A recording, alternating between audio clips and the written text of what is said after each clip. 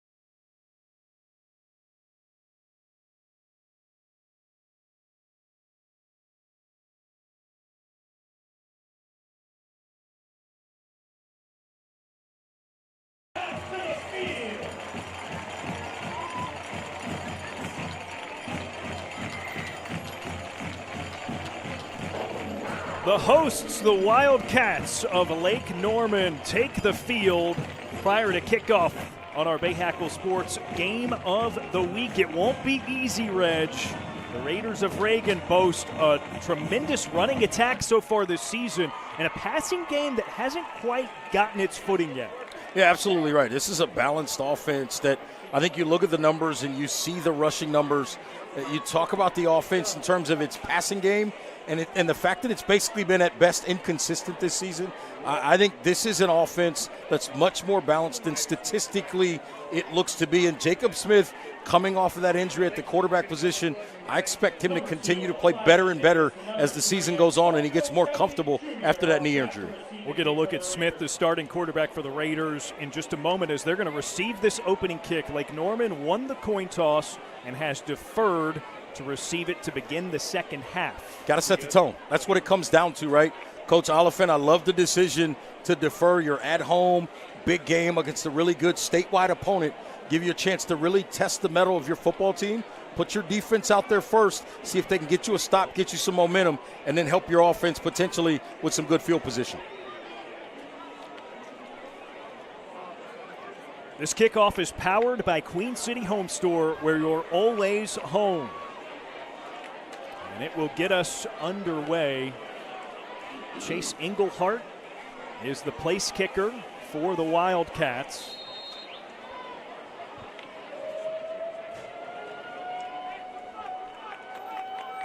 Number 40, Chase Englehart, the Golden Boot, ready to kick away. Englehart's been really good all year, Darren. I wouldn't be surprised if this one doesn't go down in the end zone. It's a deep kick, but returnable. Eli Davis and Antonio Kelly, the deep men on the kickoff return.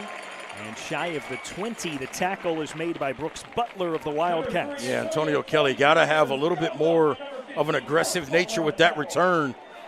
Didn't find anything there. Great coverage, great job by this Wildcats kick-off coverage team, staying in their lane, staying home. So the first line of scrimmage of the night begins at the Wildcats' 18-yard line. Or excuse me, the Raiders' 18-yard line, and Smith is out. A two-sport commit to the NC State Wolfpack, baseball and football. And his first move is a handoff. John Evans Jr. trips up in the backfield. Don't let that fool you. He's had a remarkable season. Second in the state in yards so far rushing the football, 530 of them through 4 weeks. Second in the state in rushing touchdowns, trailing only Lake Norman's Alan Bruno Jones. So you know what we're going to get in this one, right? A lot of running the football. I had over 1,000 yards as a freshman last year at the running back position. Evans in motion, splits out. Here's Smith going to the air. It's squeezed. Josiah Patterson, near midfield, is knocked out of bounds. That's a nice grab that time. Just a little curl route against the zone. He sits down in the spot. Smith rips it in there and then makes the move to the outside to get up the sideline against number 19, Keegan McClure. About 30 yards on the pitch and catch to Josiah Patterson. And the Raiders now into Wildcats territory.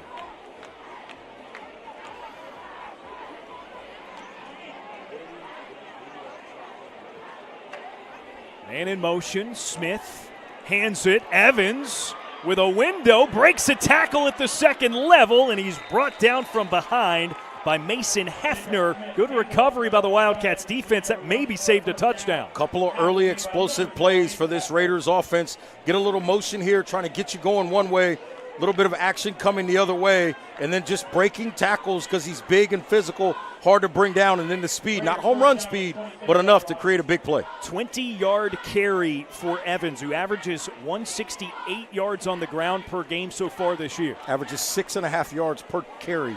That's incredible. So now nearing the red zone. They'll give it to Evans again. And he is stopped up. Memphis Barb was there, as well as Zatavian Rucker. Gotta love it. Memphis Barb, spelled with a Y, for those that don't know. But he's been a really, really good player around this program now for 3 years. Very talented outside linebacker type. He can play in the middle. He can play really anywhere. Understands the game really well. Diagnoses really fast. And then he tracks the football. 1 yard gain on the previous play. Second down and 9 to go. So 2nd and 9.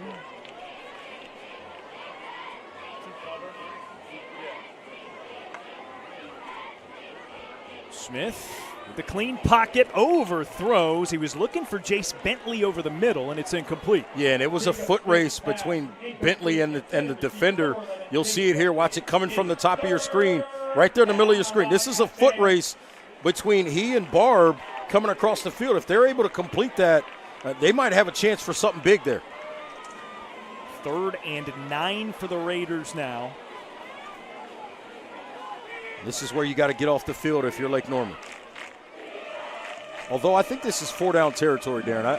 I think they go for it here no matter what.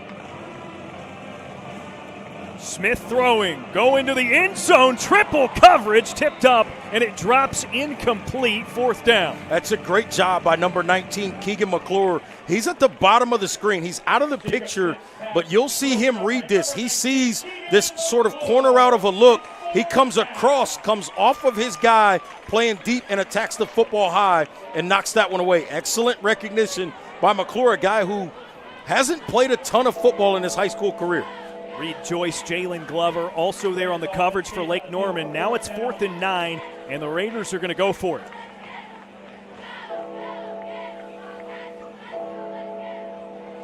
That's a really nice play that time by McClure. So likely be a zone look here. You can tell by the alignment defensively. Smith looking to throw, steps up and will run it himself. Falls to the ground inside the 20-yard line.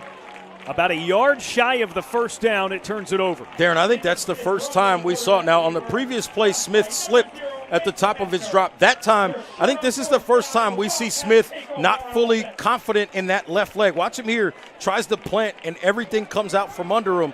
I wonder if he was more worried about that left knee coming off the ACL and whether or not he could plant hard and get back to the inside to pick up the 1st down.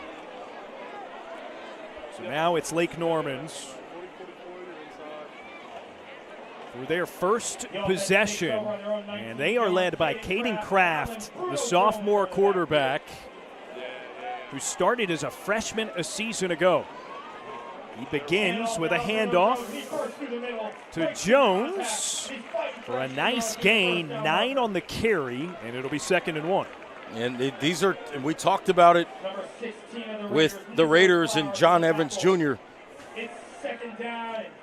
Bruno Jones, just as physical, running the football, and we expect him to get a ton of carries tonight. 9 on his first. Now 2nd and 1. Doc Caldwell, the man in motion. Kraft to throw, goes Caldwell's way, met at the 30. Still on his feet and out of bounds at the 32 or 33. Gave a handful and a 1st down. Yeah, trips on the bottom. They just run a little bit of a cross concept there, and they're in front of Antonio Kelly Jr., but enough to pick up, as you mentioned, the body works plus 1st down. So Kraft got a little banged up in the Wildcats' loss against Independence. Coach Oliphant and his staff weren't sure if he was going to start this game. And on a new 1st down, he hands off. Flags come out of the backfield immediately. Yeah, it's going to be a hold. The flags against the Wildcats. So that is the call.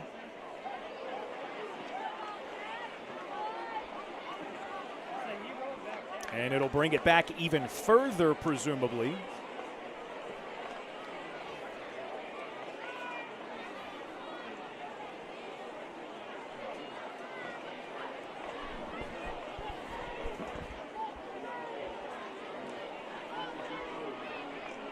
And now we get the penalty yardage marked off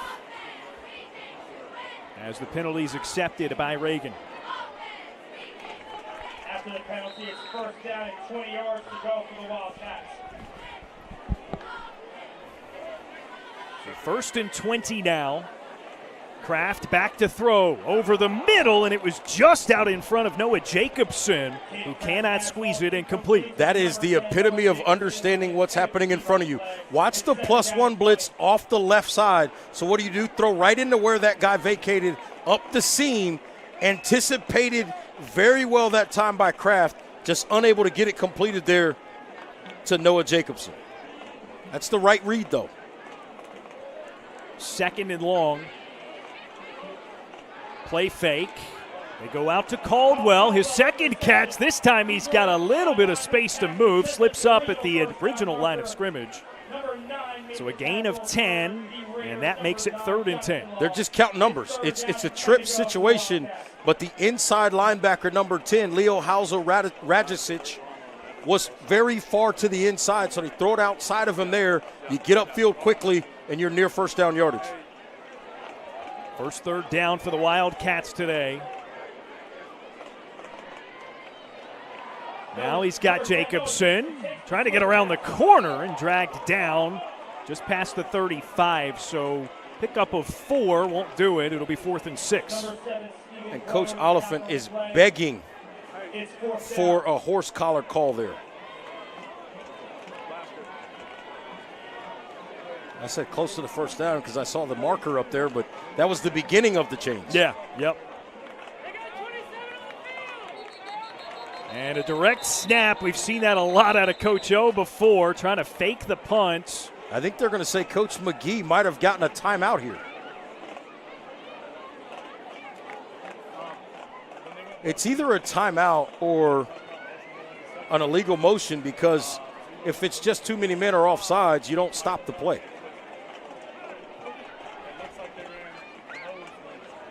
So it goes against the punting team. Yeah, and they're trying to go so fast that everybody didn't get set.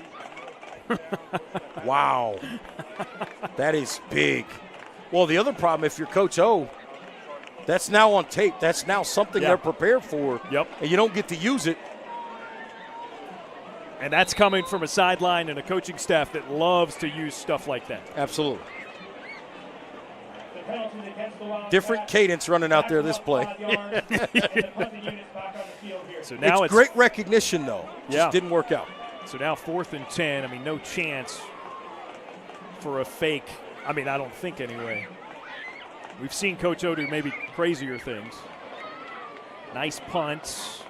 And it's returnable, but not by much for the Raiders. Reagan takes over. Both teams scoreless on their first drives of the game. 0-0 on our Bahakel Sports Game of the Week. Number 52, J.M. Cardona was first to make tackle.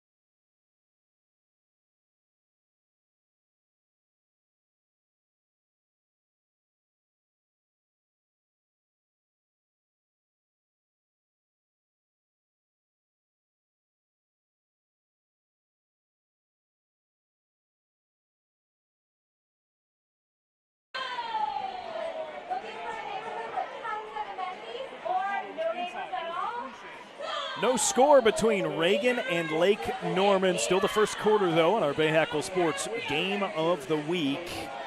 The start of the second possession for the Raiders of Reagan. They had a couple of big plays, couple explosives on their previous drive.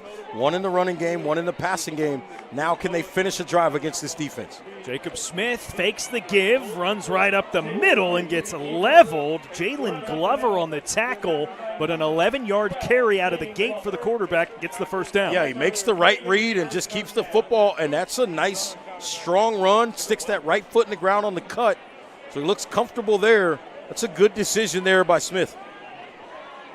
That's kind of been the thing with him early on. I think, anytime you deal with an injury like he's dealt with mentally, it can mess you up. And some of his decision-making when you watch him on tape hasn't been perfect. It's a run now. untouched into the second level. That is a 14-yard carry by Evans. And consecutive first downs and other Bodyworks plus first down. Yeah, they just do a nice job. Just a little zone blocking scheme. Work to the right-hand side. Everybody picks somebody up. They go, as you say, find work in your area and finish somebody off. Get them out of the way. Give your running back space. Excellent job that time. Consecutive tackles made by Jalen Glover of the Wildcats, but it's the Raiders offense surging here, again into Lake Norman territory. Eli Davis, the man in motion, tighter to the line, and a timeout called by Reagan. This offensive line is much better than probably a lot of people realize, and that's something Coach Oliphant and Lake Norman was concerned about, being able to make these big guys make mistakes in terms of the blocking schemes. This is a really good group, obviously led by their center, Lucas Tabaka, whose father is essentially volunteering as the offensive line coach. This is a guy that played at Ball State, started 33 games over his last 3 seasons there, and has been an assistant coach in college football for several years, including the last almost decade at Wake Forest. So he understands how to coach this group, and they've done an excellent job throughout the season, and they continue to get better.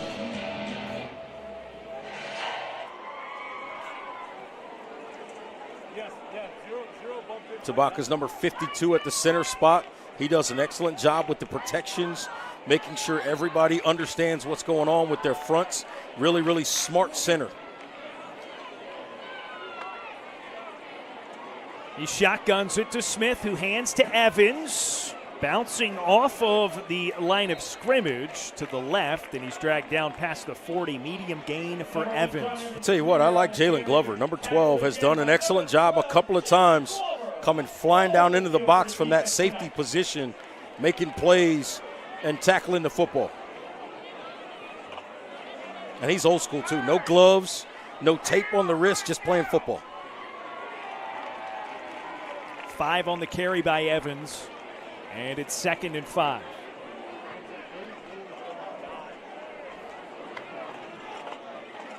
Play fake.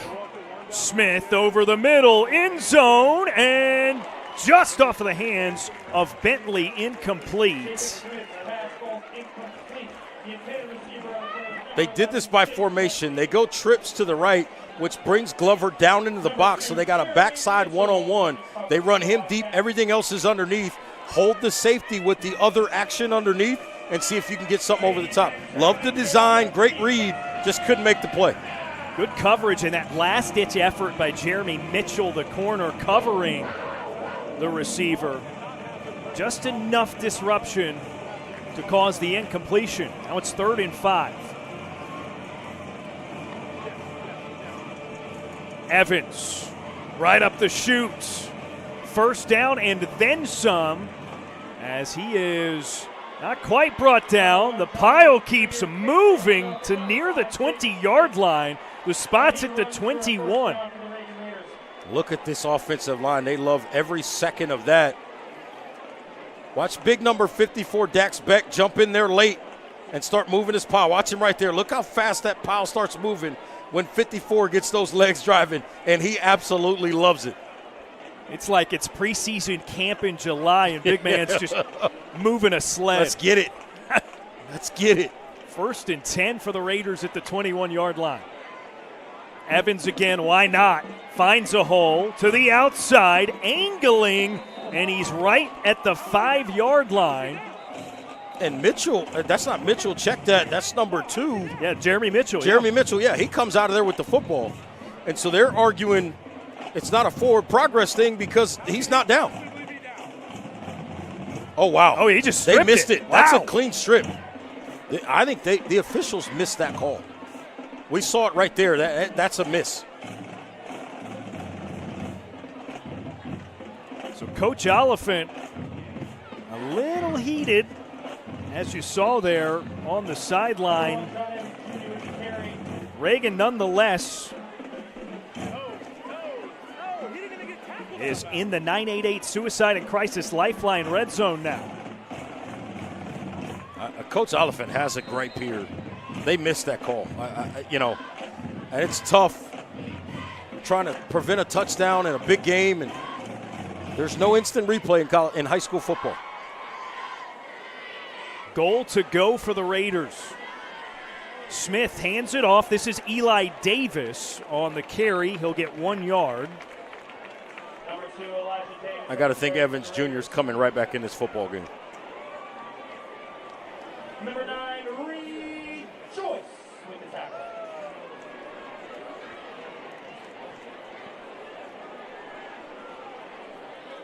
He called it. Number 1 in white back in. And likely getting the football. Near fumble, as it were, be you know what. He's getting the football.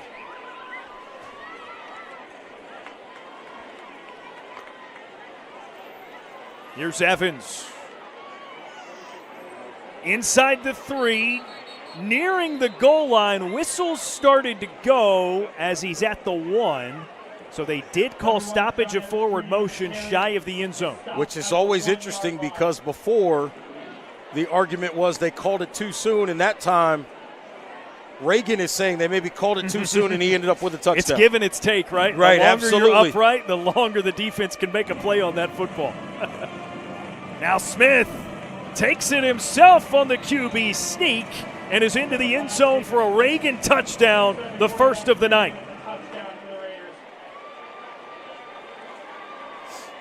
Yeah, just the quarterback sneak. This is all about movement at the line of scrimmage. That big physical offensive line. We talked about the center, Tabaka. You're talking about a guy in Harry Simpson, a number 72 at that right tackle position. Issa Evans, number 50, the left tackle. That's 3 guys on average, about 280 pounds at the line of scrimmage. Connor Stone for the extra point try. And the lefty puts it up and through the uprights to make it a 7-0 start for the Reagan Raiders. 3 minutes, 13 seconds remaining in the first quarter. It's a big drive for the Raiders. To be able to finish that drive against this defense, put some points on the board after the previous drive, they're able to get down into the red zone and get nothing out of it. Positive sign for them offensively that they can finish. And then if you're Lake Norman, you feel like maybe you created a turnover there. It didn't stand. You made them work for it, though. Got to feel decent because you've got to stop earlier as well. This Reagan kickoff is powered by Queen City Home Store, where you're always home. Talking to Coach Josh McGee of Reagan earlier this week, Reg, he mentioned that the offense has lacked those big explosive plays. And granted, it was a 1-yard QB sneak that secured the touchdown, but you alluded to it earlier. They've had some long plays. I mean, 3 consecutive first downs to begin that drive. Absolutely. They're getting the more explosive plays that they hadn't been getting. The kickoff is picked up inside the 15, and Mitchell gets it past the 20. We've seen, as that time we saw the kicker, Adam Couch, kind of slip on the plant leg. We've seen several players lose their footing on this beautiful brand new turf. Your Wildcat offense comes back on the field, looking to make something happen.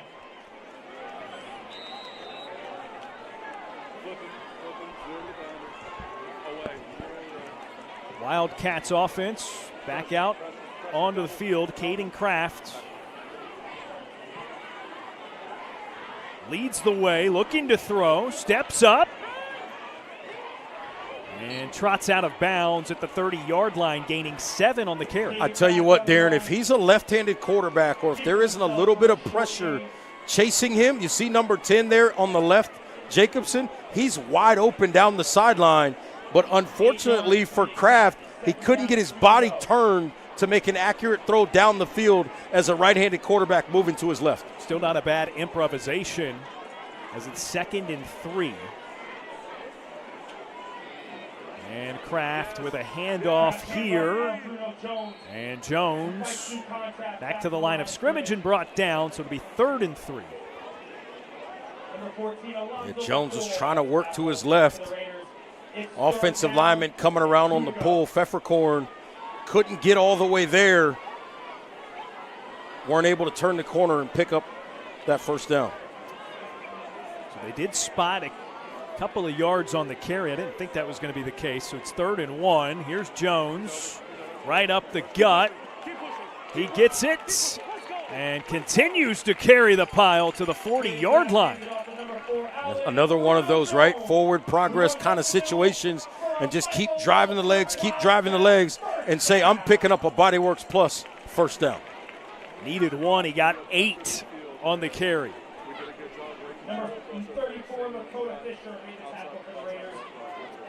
So it's been a lot of runs so far for the Wildcats. Kraft with 4 wide in this formation. Over the middle, caught by Micah Slaughter. That's his first reception. He's across midfield, which is what he needed to get a first down. Yeah, a little bit of a blitz situation there, and Slaughter works right in behind it, the transfer from Northwest Cabarrus. You see he vacates right where the free blitzer comes from, and that's a nice pitch and catch for a first down. Wildcats into Raiders territory. How about Kraft against the blitz so far tonight?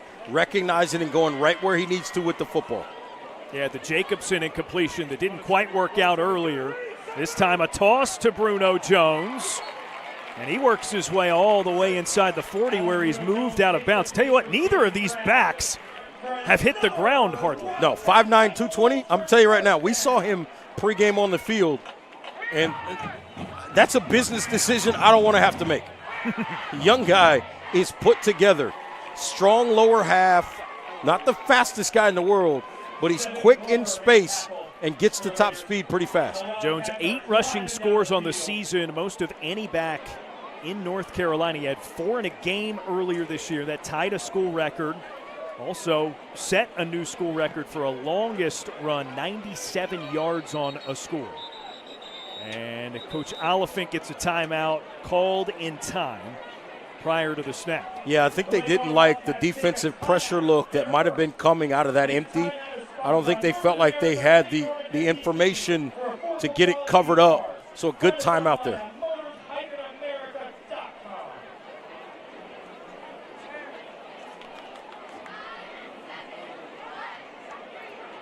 Reagan on top to this point, nearing the conclusion of the first quarter here on our Bahakel Sports Game of the Week. Lake Norman, a team that, Reg, as we talked to Coach O earlier this week, it feels like it's the same old story for a few years running. It's like, man, we're good, but we're young.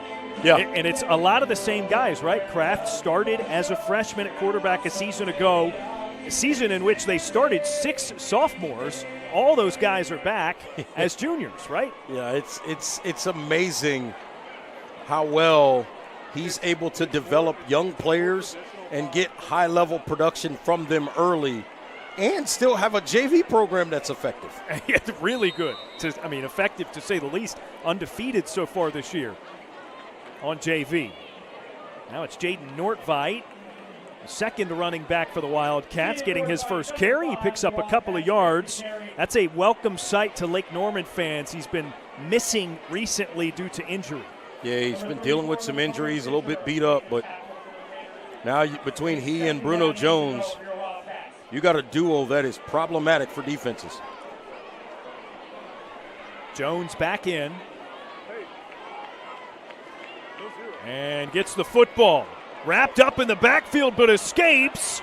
Dodges another, sidesteps, shoots up the middle, spins away, and is past the first down marker. Wow, he went a long way to get those 12, 13 yards in the first. This is why I love our crew. The shot we get there before we look at this replay, his lower half. Watch his legs.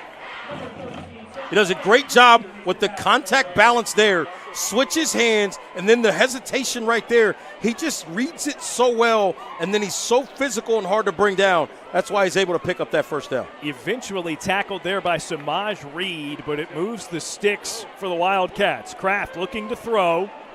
Nothing doing. Spins out of trouble.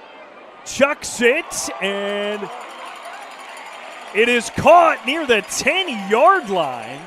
Jacobson went up and snatched it from everybody. This is a good job by Kraft. He could have dumped it off right here to his back, but instead he's a little more aggressive.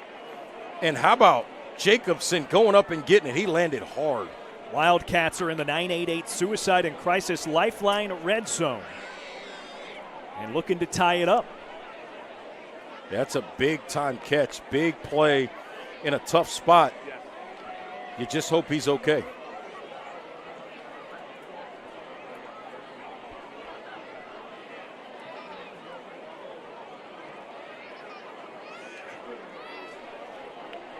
The quarterback Kraft is a freshman last year, 59% completion, 13 touchdowns, 12 interceptions. That's a ratio you might come to expect for a freshman starter. Yeah, he's young, right? That's youth, but at the end of the day, that's also valuable for the rest of his career.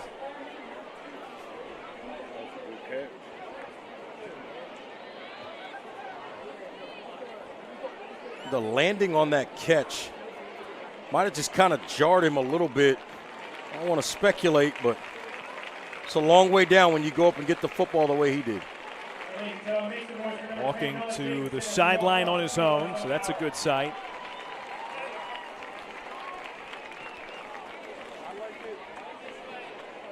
Always good when you see them make their way to the sideline on their own power. Much better sign in terms of what the injury is and how severe it could potentially be.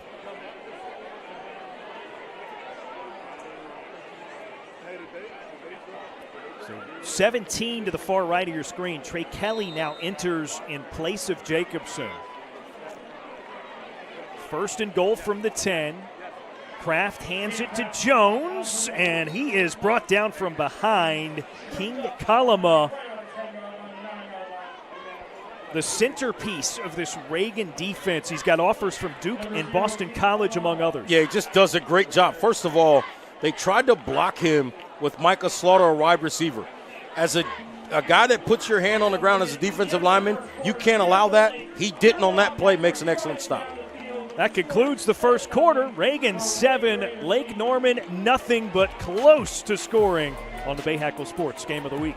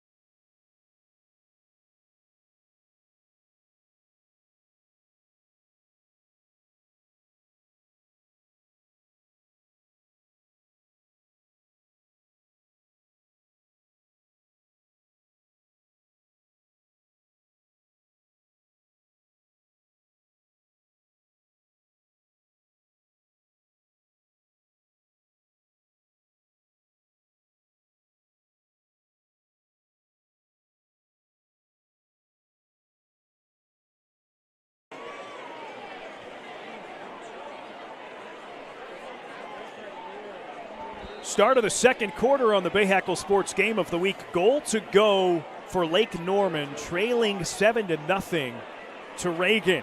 Caden Kraft, the starting quarterback, lofts it, completes it, and gets it to the end zone for the Wildcats score.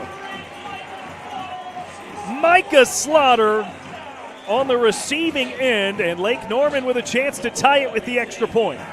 Yeah, just a great job. Good read down here to the bottom. little bit of a speed cut out, and it's really a screen. That's just a pure screen.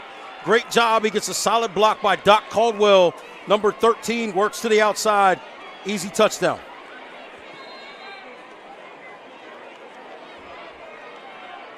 Wildcats special teams comes out on the field looking for the point after touchdown, looking to tie it up.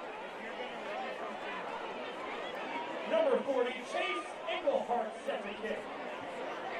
Englehart, the extra point is through, and we've got a tie game. 7-all to start the second quarter. I'll tell you what, Darren, this is pretty much as scripted. We've seen John Evans Jr. run the football thoroughly. We've seen Allen Bruno Jones run the football thoroughly. But we've seen the touchdowns be scored by Jacob Smith for Reagan, the quarterback keeper. And then this time, Micah Slaughter on a little short reception for a touchdown. So we knew coming into this game the key was going to be the running games. And both of these running backs, because of these offensive lines, have done a nice job against good defensive fronts, have had a lot of success, and then they're finishing those drives. I think something to keep an eye on too, Reggie, is clock management. Yes. Both teams, 2 possessions in that quarter. I mean, with Lake Norman's second bleeding into the start of the second quarter, of course. Right. They're going to be hard to come by because of the run games and the clock running out while a team drives down the field. Absolutely. This kickoff is powered by Queen City Home Store, where you're always home. Lake Norman on the board to tie it at 7. Eli Davis, Antonio Kelly, the 2 deep to return the kick for the Raiders.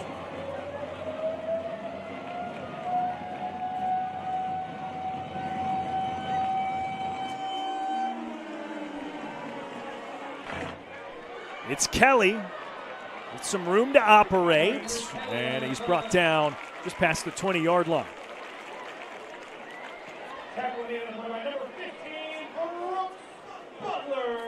Another special teams tackle by Brooks Butler, his second.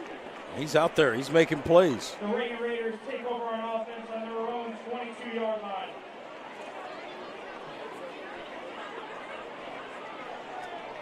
So back out comes Jacob Smith and company.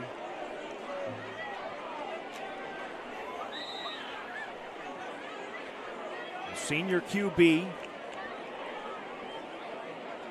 Evans, the running back, behind him in a pistol formation. John Evans Jr. on a move to reverse field and casually gets out of bounds past the 30-yard line.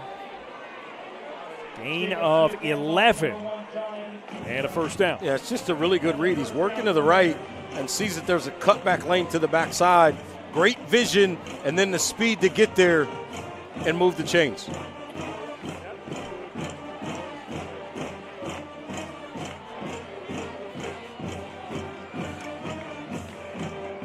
Evans Jr. out of there right now. Eli Davis in there at that tailback spot.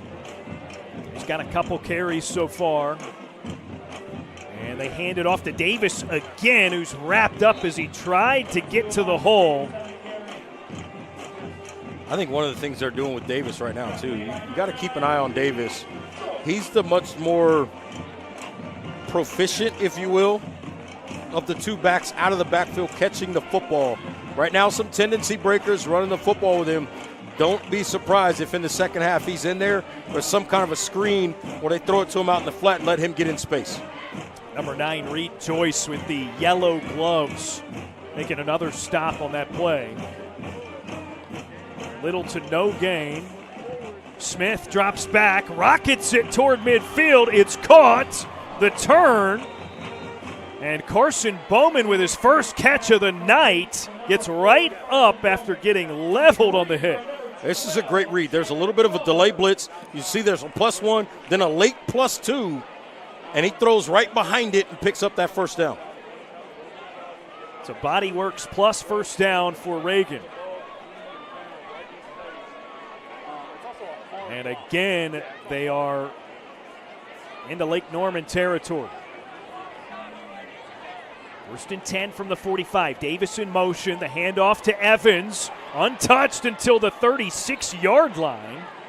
And finally, he's brought down on first contact, the tackle by Jalen Glover. I love Jalen Glover's physicality. What I'm concerned about is how many tackles he's having to make against a running back coming from the secondary. Yeah. That's got to be concerning if you're Coach Oliphant and this entire Lake Norman staff. Your safety having to make this many tackles in the running game 6, 7, 8 yards down the field can be problematic. Another run right up the middle. And that goes for a gain of 8. It's Glover again. Glover was there, Reed Joyce there as well, but it took Evans Jr. a long time to get up right there, but he's going to stay in the game. Here's our Fred Caldwell Chevrolet speed check. Carson Bowman, maybe the fastest player on the team for Reagan, home of the Silverado guys. Fred Caldwell Chevrolet. Visit fredcaldwellchevy.com. Second and short, 2 to gain for the Raiders. Smith throws into an empty space. Josiah Patterson catches and is brought down between the hashes. Caught him in a little bit of a zone coverage kind of look there. He works to the inside. They got another route underneath them going to the outside, and they get themselves into the 9-8-8 red zone. Raiders are in the red zone here. First down, 10 to go from the 13-yard line.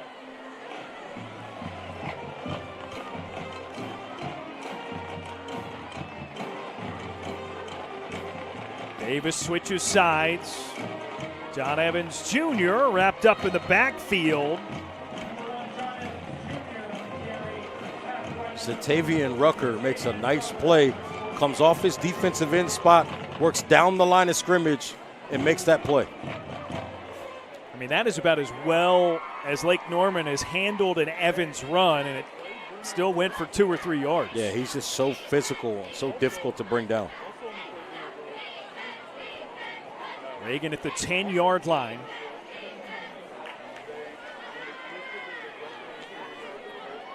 Second and 8.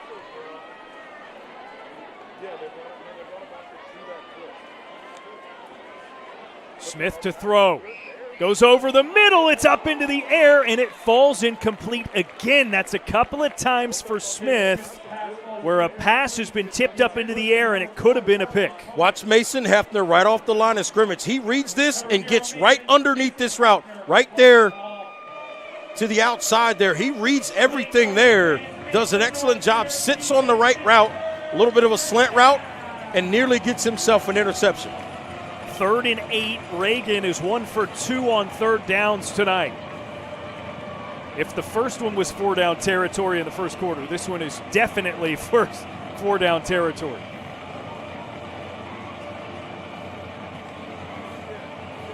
Evans gets the handoff and falls down at the 10. The hole was clogged up by Reed Joyce. Well, that's what happened. He saw Reed Joyce show up in the hole where he wanted to cut, and then I think he tried to maybe change his mind and get back to the outside and lost his footing.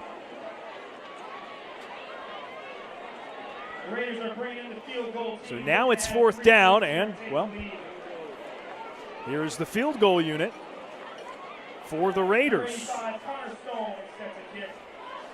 Connor Stone to attempt a 27-yarder.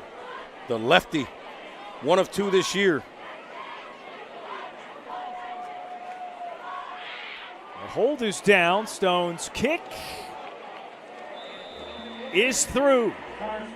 Field goal good from 27 yards, and Reagan takes a 3-point lead at 10-7 here at Lake Norman on our Bahakel Sports Game of the Week.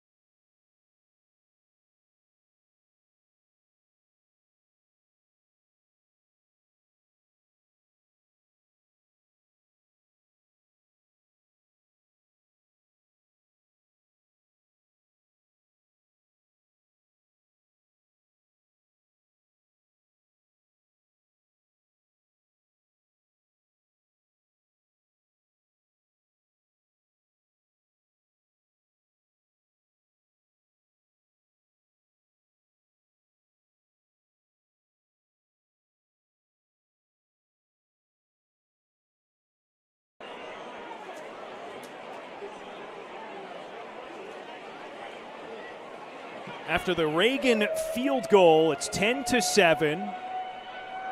And this kickoff is powered by Queen City Home Store, where you're always home.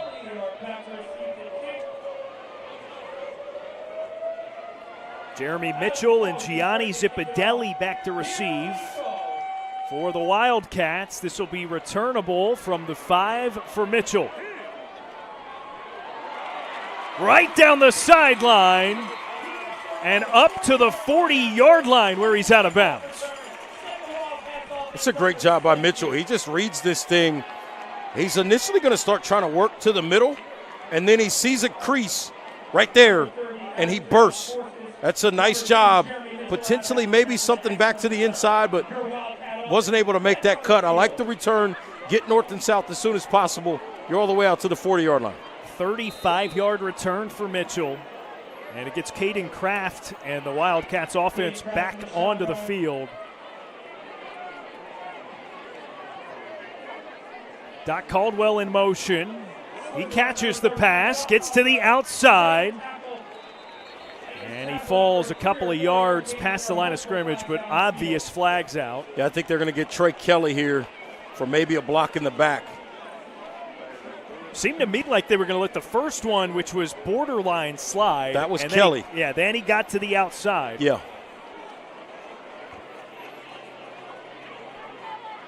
If they feel like that's the reason he was able to turn the corner, then that's where the flag comes in.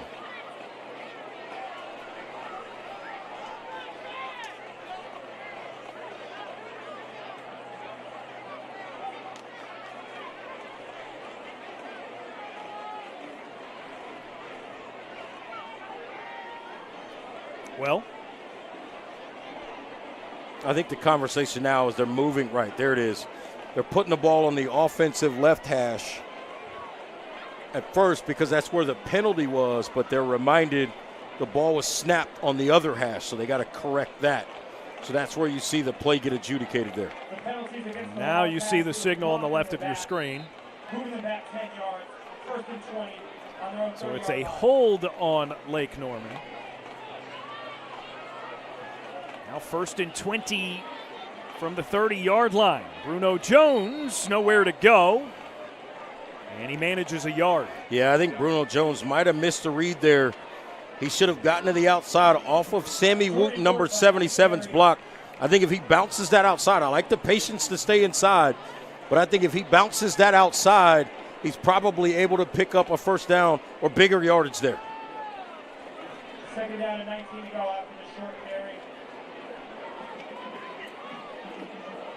2nd and 19 now for the Wildcats.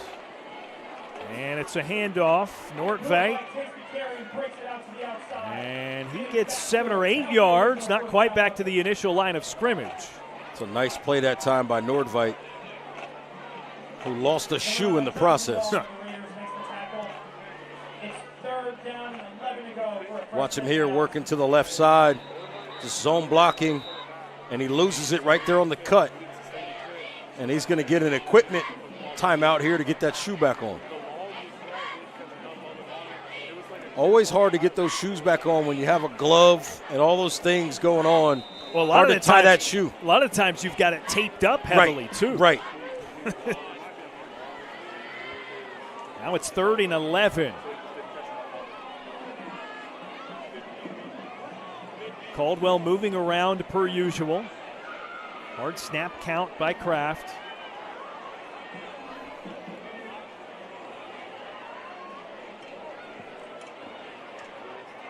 The sophomore to throw. Airs it deep, and it drops incomplete. Flags back behind the play. Jalen Glover on the coverage. Number 8, Micah Slaughter is the intended receiver on the play. You see it here at the top of your screen. Keston Green's in a one-on-one situation. He gets beat, and the sophomore kind of panics. You don't see it there, but he grabbed the jersey of Slaughter there right at the sort of the apex of that route, and there's the holding call. Excellent call by the officials. You know me as a DB. I'm always looking at opportunities to get vertical. Saw that one live action that time. Keston Green, good correction. Kraft was looking for Zipadelli. And that is a huge bailout for the Wildcats. So that brings it from 3rd and 11. I think they need to. I thought this would be an automatic first down here. They say no. Maybe I'm locked into the college football rule. I don't know. Yeah, I mean, if it's on the a pass interference or a defensive holding on the cornerback, maybe so. Anyways, 3rd and 1. And Nordveit tumbles ahead and gains 3 or 4. Plenty for the first. Nice run this time. Nordveit just eyeballing, understanding the block combination. Wooten comes around and pulls number 77, kicks out to the right to keep that backside defensive end away from making that play. Another body works plus first down for Lake Norman. Kraft play fake, gives Caldwell, hit immediately. 7 Glover makes the open field tackle. Coach McGee told us he's as good in the open field defensively as any player he's ever coached. Yeah, he recognizes it right away. He looks at the outside receivers. They don't explode off the ball the right way. He recognizes there's got to be something coming to him right in front. They try to throw a little screen behind the other 2 receivers. He blows that play up. Loss of 4. And now it's another run. Nordveit falls at the 40-yard line. That is a gain of 10, but it's going to leave them a few yards short of the first. It's a really good run by Nordveit. He starts working to the right side and sees a little bit of a spot to cut up inside, does so, and sets his team up for a very manageable 3rd down here. They need 3. Lake Norman 2 for 3 on thirds so far tonight. The only 2 conversions on 3rd and 1.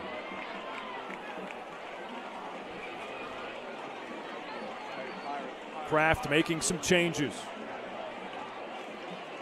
Nordveit is rocked as Kraft keeps it and angles to the sideline. Looks like he got just enough for the first down. That's a really good read. Watch him here. He's reading this, going to the left, and they just get penetration, and he realizes it's going to be blown up, so he keeps it, works back to the right side.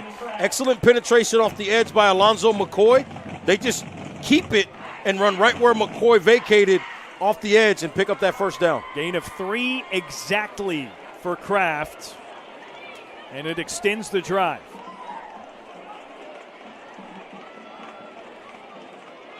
It's another run for the Wildcats. Nordveit staying on that 1 foot.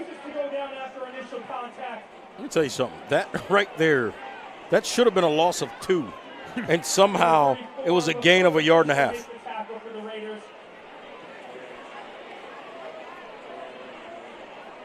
It's 2nd down and 9 to go for the Wildcat offense. The second option at running back, not that bad for Lake Norman. Nordveit's had it. This has been his series and has looked pretty good. Caldwell catches, and it looked to be a little low. It drops incomplete. Getting back to your point on Nordveit, here's what the problem is for defense. As good as he is, at some point Bruno Jones is going to come back in the game, and that 220 is going to start to feel like 280 trying to tackle. And it gets different later in the game, so having 2 backs that can beat up on a defense, really, really effective. Just off the bottom of your screen, Jones waiting patiently on the sideline to come back in, it looks like.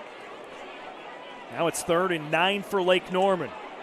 The fake underneath to Caldwell. Kraft rolls to his right, takes off, and is battered out of bounds at the 30-yard line. He'll come 2 or 3 yards short of the first. Now that's where he's got to be a little bit smarter. Lakota Fisher lowers the boom. See right here. Now it's first down, right? Get the yardage. Now get out of bounds right now. Don't take that kind of hit if you're Caden Kraft. You got plenty of yardage. That's the hit you can't take. Again, I said it's first down. It's not. It was 3rd down there. But you got to be smart and understand there's no need to take that kind of a hit or get down and get low underneath that hit.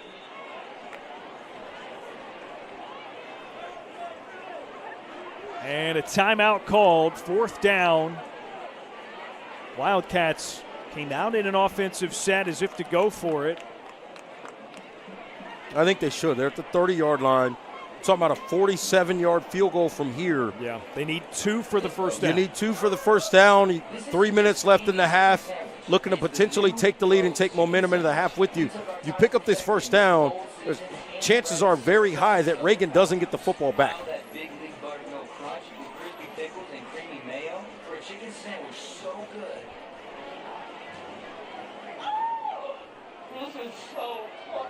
One timeout remaining for Reagan after their second called. Lake Norman's got a couple in their pocket.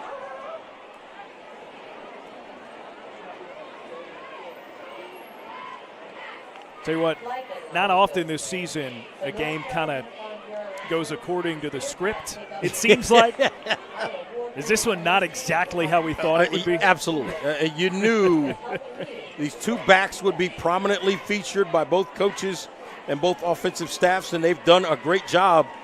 But what you've seen is good offensive line play as well, and then some plays being made by guys in the front 7 of both defenses also. So here it is, 4th and 2. Kraft out of a shotgun. It's still Nordveit in the backfield for the Wildcats. And now Lake Norman will call their second timeout. You mentioned it was still Nordveit there. Just to help the people at home, as far as we know, there's no injury or issue with Alan Bruno Jones. We expected to see a lot of Nordveit tonight because he's back healthy. There's a rotation with these 2 backs. So no need to be concerned, at least as far as we know, about Alan Bruno Jones at that running back spot.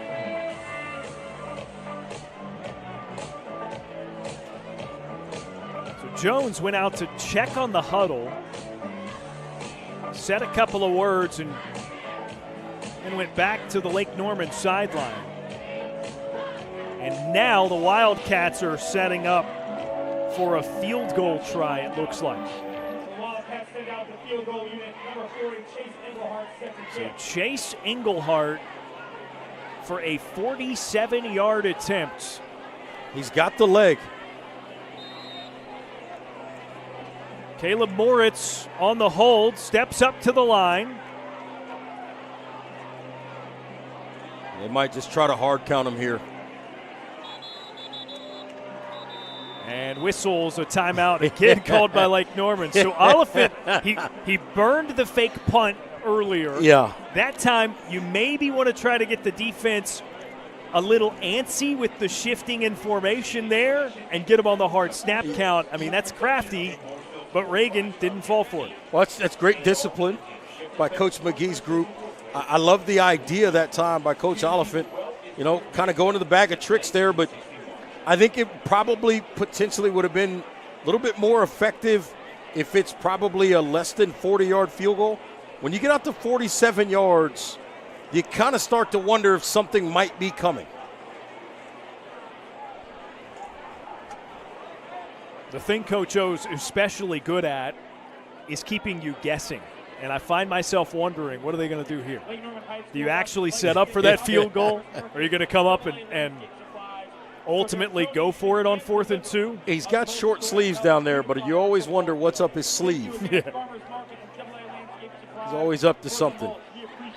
Great guy to talk to. He's absolutely hilarious because he's honest. That's what it is. He's so brutally honest with any kind of conversation you have with. You never know, or you never have to worry about what he's thinking because he's going to tell you. But he's got a very sort of matter-of-fact way of delivering things, so it's always great energy around him. It is the offense on 4th and 2.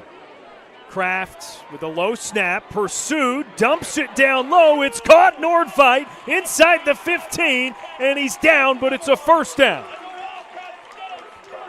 That's Nordveit's first catch of the season. Great job by Kraft, just hanging in there until Nordveit comes free, dumps it off, picks up that first down. Lake Norman in the 9-8-8 Suicide and Crisis Lifeline Red Zone. Down 3, trying to get another score as the clock winds down in this first half. And more than anything, you've made sure that Reagan was not going to have a ton of time if they got the ball back in this first half. Nordfight spins off a would-be tackler.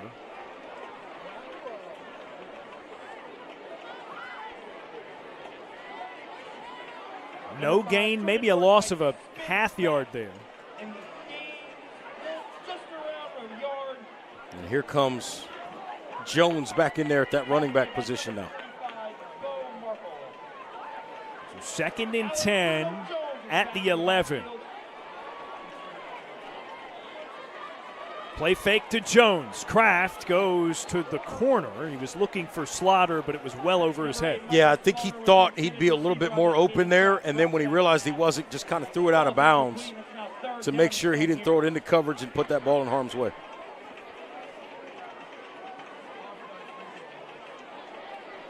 So now, despite being so close to the end zone, it's 3rd and 10 for Lake Norman. They're 3 for 5 on thirds so far. Jones split out. Kraft throws over the middle, caught, end zone, touchdown, Wildcats. Trey Kelly receives it.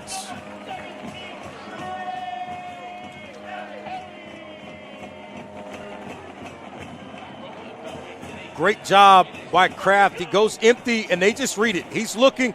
He starts out to the right, and he sees that Seven Glover kind of turns Kelly loose right there in the middle of the screen, and Kelly, nice grab for a touchdown.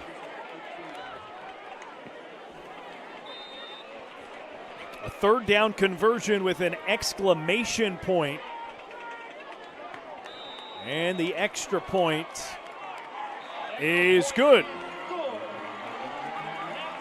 2nd touchdown pass of the night for Caden Kraft. This time 11 yards to Trey Kelly. And it's a 14-10 lead for Lake Norman. That's a great drive.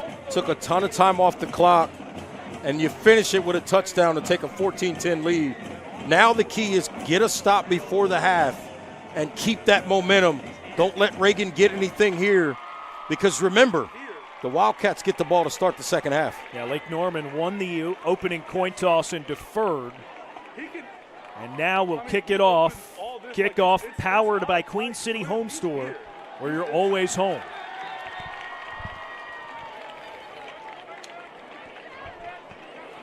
Yes. Yeah, he's exposing it. He's telling us to. Great fucking job.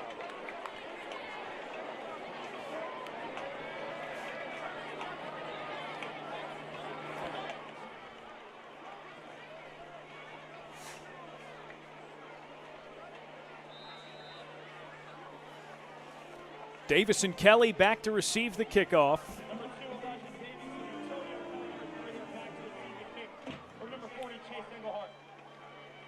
Davis brings it out.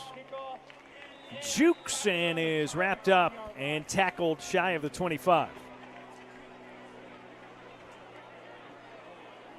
Big drive right here for the Raiders from a momentum standpoint, and then also for Lake Norman in terms of getting a stop before the half. 2:08 is plenty of time, and we already know what Jacob Smith can do with that arm.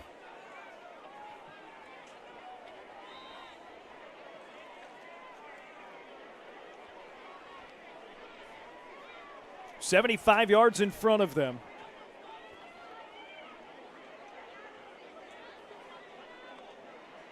Smith on 1st down.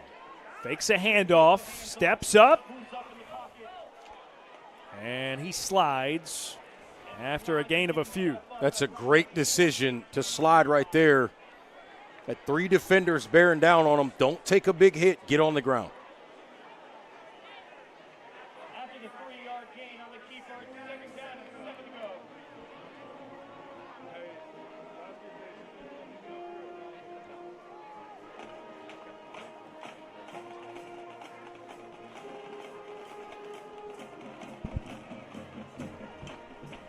Another play fake. Smith looking deep. He slings it. Incomplete. Glover on the coverage that time as Carson Bowman was the target that Smith was looking for. Yeah, Smith tried to bring him more to the left hash and just, you see, he's on the left hash, so he's trying to bring the receiver to the other side of the field. That ball is nowhere near catchable. Like the decision, though, and he didn't put it really in harm's way. Now, 3rd and long. This is critical here. If you get off the field here, Lake Norman on 3rd down, big opportunity, likely with decent field position. 3rd and 7. They'll hand it to Evans, who steps over a would-be tackler, and he picks up 10. That is a huge pickup right there, because they were in danger of having to punt the football back to a Lake Norman offense that's confident. And Dylan Ewald just a little bit late getting back into that hole to make that play.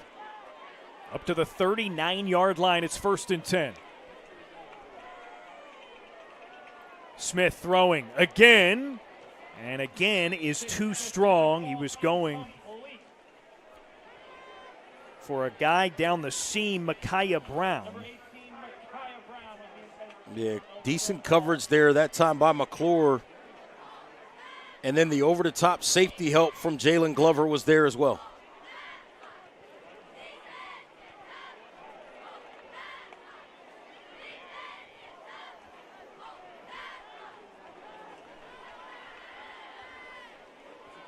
Clock stops on the incomplete. Under a minute to go in the first half. Smith trotting back, floats it to Evans, who's working his way back to the middle of the field. A stiff arm, but Glover brings him down at the 32. Great play call. They go with a screen here. This is just a screen of the running back. See all the linemen let guys go. Memphis Barb is in the backfield. They release him, throw it over the top, and pick up a 1st down. The field is flipped, and an injury.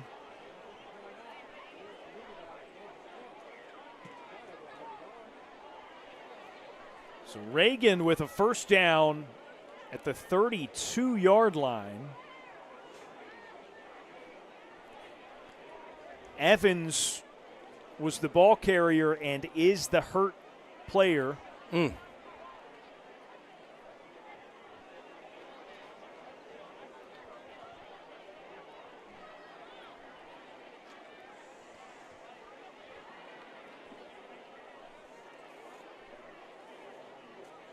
Coach McGee is all the way out there where he is. Now he's working his way back toward the hashes.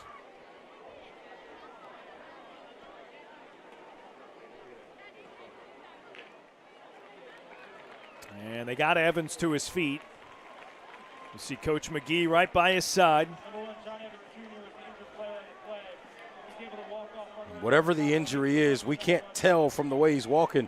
Now he starts to trot to the sideline.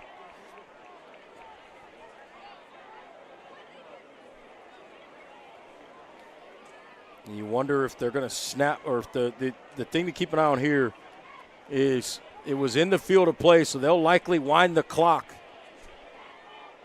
before the snap. And there it goes. Smith keeps it and is out of bounds at the 23. Yeah, they just go with a little bit of a play fake to Davis to the right, holds 2 backside defenders, and then a nice run by Smith, and then he gets out of bounds. And guess who? Back in the football game, John Evans Jr., number 1 at that running back position. Smith 9.5 yards on the carry, so it's second and about a half yard.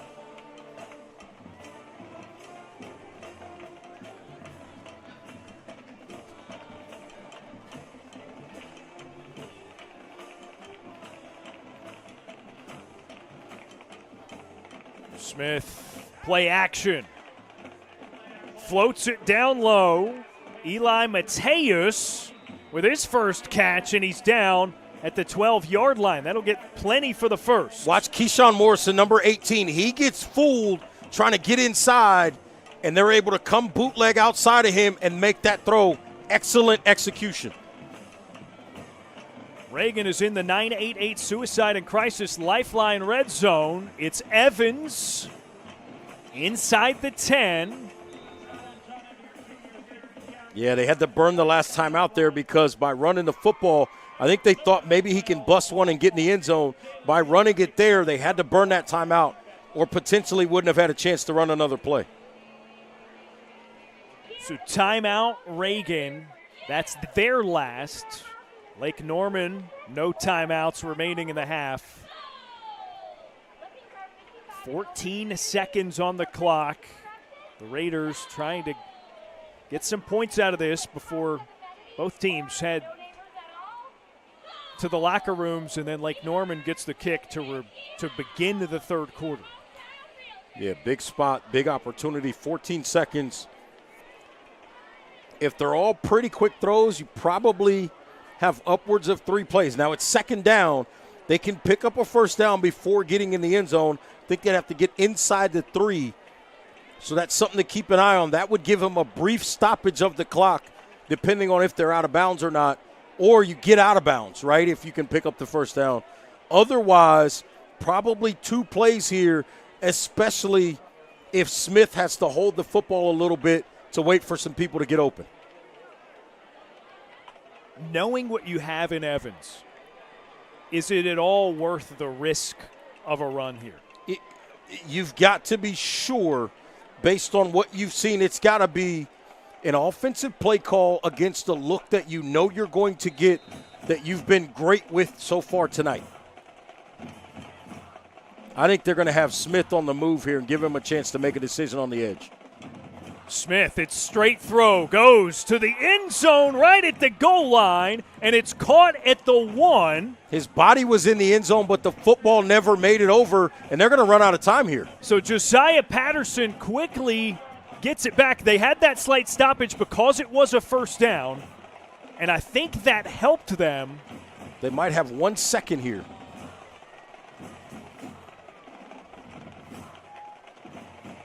Maybe a little bit longer. There was a stoppage. Yeah, the game clock in stadium reads 6 seconds. There was a stoppage because it's a first down. So that's what they're going to go with. It is 6 seconds. And Smith, with another quarterback sneak, pushes it into the end zone, and Reagan gets a touchdown on the 2-minute drill to end the second quarter.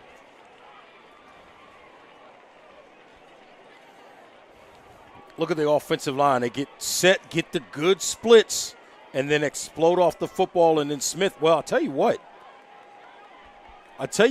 Smith might have been down there. We'll take another look after the extra point here, but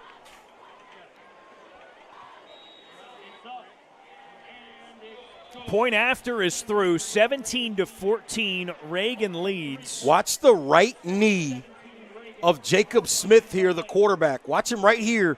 See, he gets stopped right there. Watch that right knee. It's down, and then he pushes into the end zone.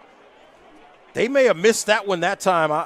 I'm not sure he was all the way in. I don't know where the football was down there, but obviously not something that will be reviewed. Not to mention a really tough play to see with the naked eye. Absolutely. We've got slow motion, HD cameras. We got a lot of help there. Our great crew does an excellent job getting us those looks.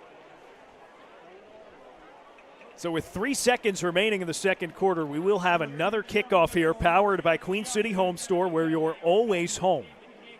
Trying to make something happen here and wind down the first half.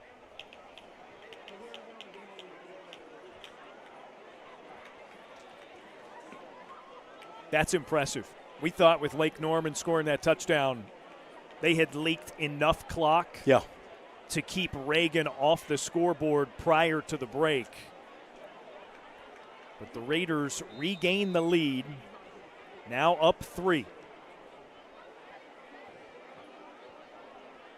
Number 30, Adam Couch's second kick. Couch leaves it returnable. Number 2, Jerry Mitchell. Mitchell runs into a man at the 20, and that is the first half.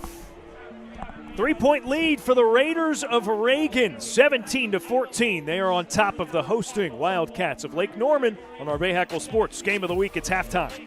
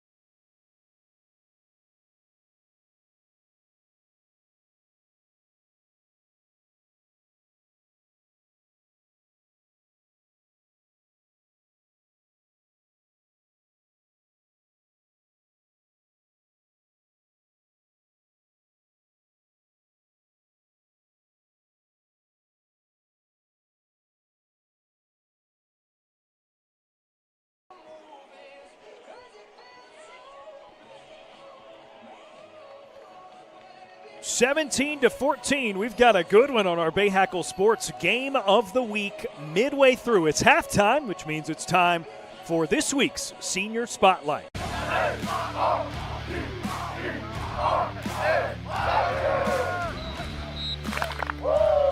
My name is Steele Fletcher, and I'm a junior here at Providence Day School. I think I started playing football when I was like 5 or 6 years old, started playing flag football. I never ended up playing tackle football until 7th grade, and then playing tackle football ever since. I just fell in love with it. I just love making dudes have to come and tackle me. Like, something about that feeling, it's just so special. You can't get that from any other sport. It's just something about football. I just found my calling at receiver. I feel like when I have the ball in my hands, I'm dynamic. I can make people miss. It's been fun to watch him develop and grow both as a young man and as a player. He wants to be great. Very competitive, has a little chip on the shoulder, plays that way, and but is really taking the game seriously. Coming to Providence Day, it was a hard decision for me to make, but I feel like it was the right decision. Day in and day out, going against great competition at DB every day. Got to bring my A game. They're getting me better, I'm getting them better. It's just an overall community family that I wanted to be a part of. I grew up in Charlotte, North Carolina most of my life. I have 2 sisters.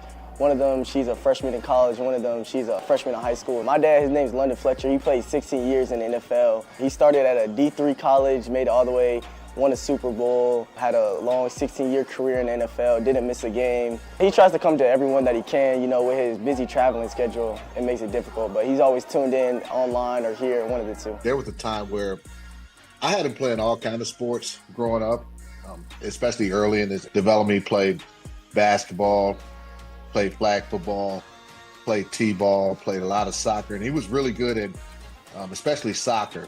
Eventually, it just gravitated towards football. He did it on his own. And from there, once I knew he was passionate about it, I would kind of help him out, training him, especially when he was in middle school. Something he teaches me all the time is not to worry about what other people say, like the critics or your haters. Because, you know, he was undersized his whole career. People doubted him. Same way for me, I'm undersized. And just X out those noises and focus on what I can control. There's so much negativity out there, and you can get caught up in all the naysayers and things of that nature. But control what you can control. You can control your work ethic, how you come to work each and every day, how much time you're putting in the meeting room, the film room, your attitude, the effort, being a great teammate. When you get that ball in your hands, going out there being a playmaker, making sure you you exhibit and express yourself fully when you get your opportunities. Yeah, my mom, she passed away almost a year ago to this day of cancer. You know, it was hard losing one of your biggest supporters out in the stands, but I feel like every game she's with me somewhere in a better place. You know, I always try to look up, say a few words to her before I first snap of the game. Yeah, that's one of my favorite pictures I have with her. You know, I also have it tattooed on me as well. Keep it as a reminder of, you know, she's always with me no matter what. Oh yeah, I'm always playing for my mom. You know, I wish she could see me here, but I always try to shine bright so she could see me. I think watching what he had to go through last year and how he was able to compartmentalize the school transition, the issues he had to deal with at home, he really showed a lot of strength and maturity beyond his years. And I'm really proud of him for that. He's electric with the ball in his hand. Every time he touches it, he's a threat. He takes pride in his craft and wants to master it, and you can see it. When you get a kid like Steele that obviously loves the game and wants to commit to the process it takes to be successful, that excites me. He's fiery, he loves the game, and he wants to be great at it. A lot of colleges are interested in me right now. I'd say it's always something I dreamed of, you know, looking up to the high schooler kids when I was in elementary. For me to have the opportunity to do that, I just want to inspire other little kids that had the same dream as me growing up. When I'm on the field, I just want to have fun. Like, I want to go out there, have a good time with my teammates, celebrate them when they make a good play. Still, the sky's the limit for you. I've seen you since you were 4 years old. Play this game of football that you love. There's nothing you can't do if you really put your mind to it. You're one of the most dynamic people I've ever seen with the football in your hands. Just continue to believe in yourself, regardless of what anybody else may say. My name is Steele Fletcher, and this is my Varsity Spotlight.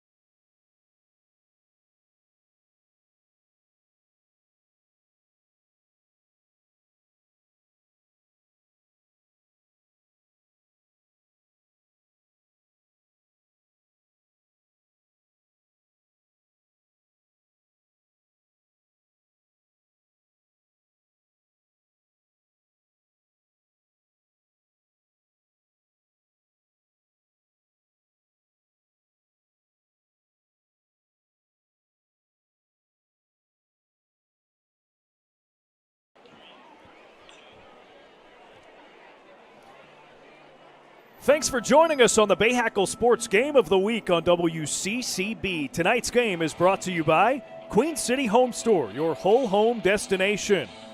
By North Carolina Department of Health and Human Services 988 Suicide and Crisis Lifeline. For help, just text or dial 988. By Body Works Plus Collision Repair Center, keeping families safe since 1998. And by Fred Caldwell Chevrolet, home of the Silverado guys. Visit FredCaldwellChevy.com. Midway through, Reagan with a 17-14 lead over Lake Norman. Second half coming up when we return on the Bahakel Sports Game of the Week.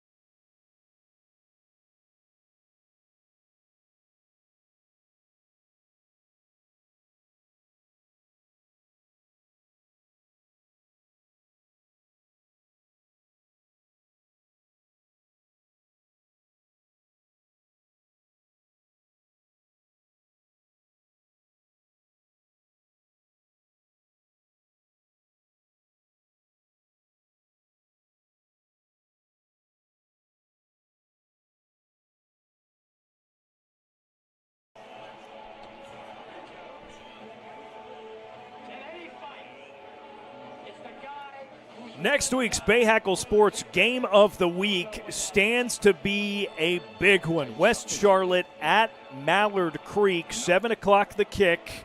You can watch that on WCCB's MeTV as well as streaming at BahakelSports.com. Reggie Walker, you and I will be there for that one.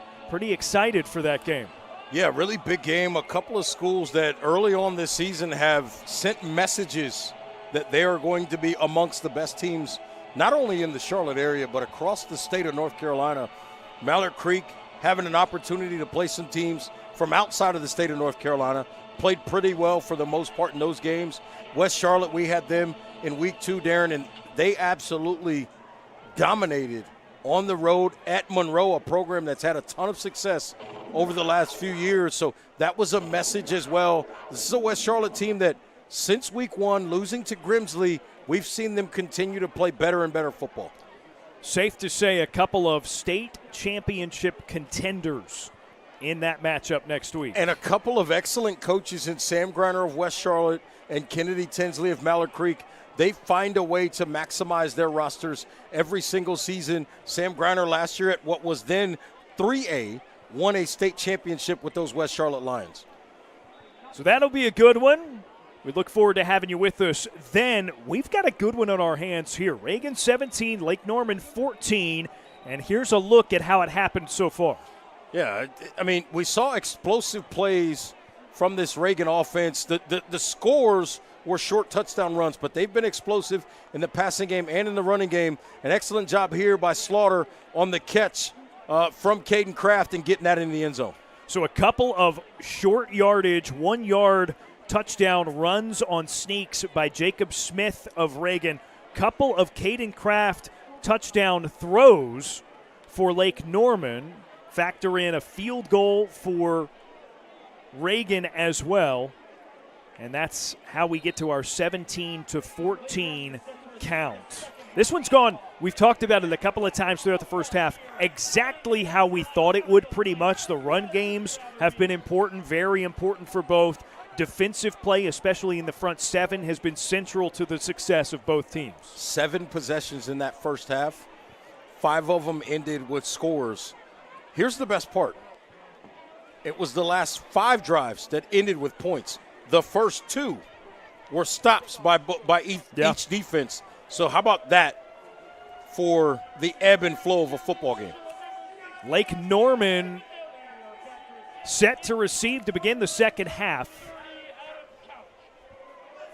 Adam Couch is the place kicker for Reagan. And this is returnable from the 3 for Jeremy Mitchell of the Wildcats. He gets his way to middle of the field and is wrangled by Leo Housel Rajashik.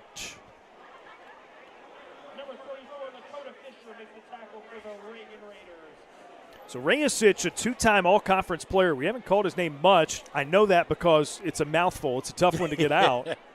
But he is a hugely impactful player for this defense, number 10 in white. Other thing, incidentally, you listen to him and what he thinks of this football team. They worked a lot in the offseason and leading up to this season on being a better team in terms of creating turnovers. Haven't been able to produce one of those tonight.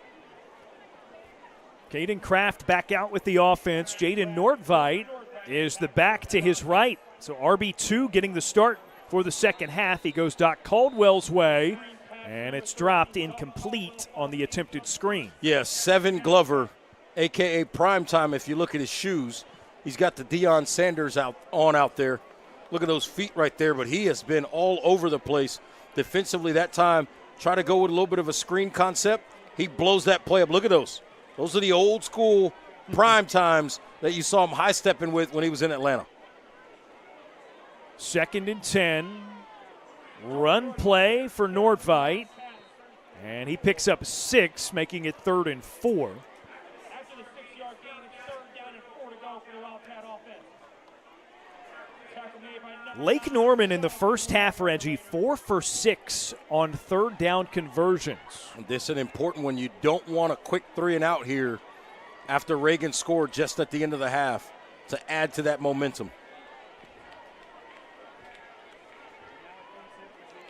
Low snap for Kraft. Rolling, throws, and it's caught by Zippadelli. Gianni Zippadelli spins across the 45, and it's a first down. If there's one guy who knows how to find space and then get some speed going, it's Gianni Zippadelli, the son of Greg Zippadelli, the former crew chief for Tony Smoke Stewart in NASCAR. That's Body it. works plus first down for Zippadelli. Young Zippy. Kraft looking to throw again. Pressure. Wow, how did he get away, albeit briefly, and then is eventually brought down? At some point, he's just got to throw that ball away. That sack didn't have to happen. You got to get rid of the football. Now, I know there was pressure. He didn't want to get an intentional grounding. I get all that. Got to find a way to get rid of that football, maybe throw it over everybody's head and not take that sack there. A loss of 3 makes it 2nd and 13.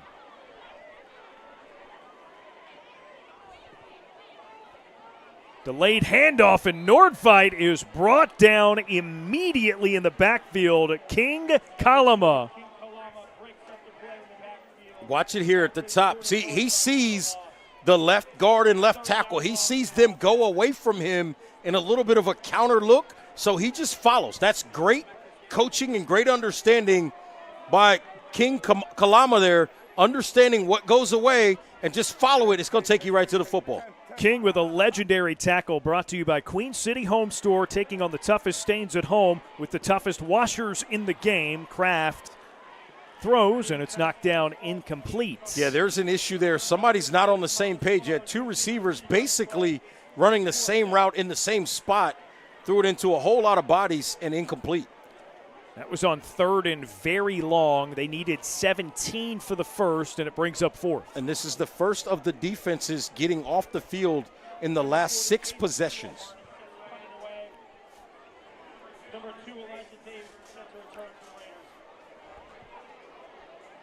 Lake Norman punts it away. Eli Davis calls for a fair catch, which is made at the 30.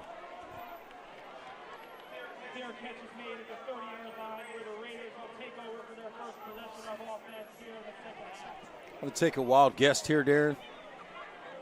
First play, I think 1 in white's getting the football. John Evans Jr. likely going to get the football on his first play. All right, we talked about Zipadelli earlier. How about another Fred Caldwell Chevrolet speed check? Fred Caldwell Chevrolet, home of the Silverado guys. Visit fredcaldwellchevy.com. Keegan McClure is relatively new to the sport of football, the cornerback for Lake Norman, but he is a track and field stud, 100-meter, 200-meter star for the Wildcats. Reagan on the first play from scrimmage. It's a handoff to John Evans Jr. Almost tripped up, breaks a tackle. Jaden Glover barely there to push him out of bounds. And this one's going to come all the way back. There's a flag back at the line of scrimmage, but you knew he'd get I think they got Mateus there, number 22, Eli Mateus, on the edge of the line there on the right side. He got that left arm up there and got a whole lot of jersey, and I think that's going to be the holding call. You almost don't need to block for him. Evans took out his own man in the process of getting through. We knew he was going to be the one to get the football, that's for sure. So instead of a 60-yard run, the penalty brings it back.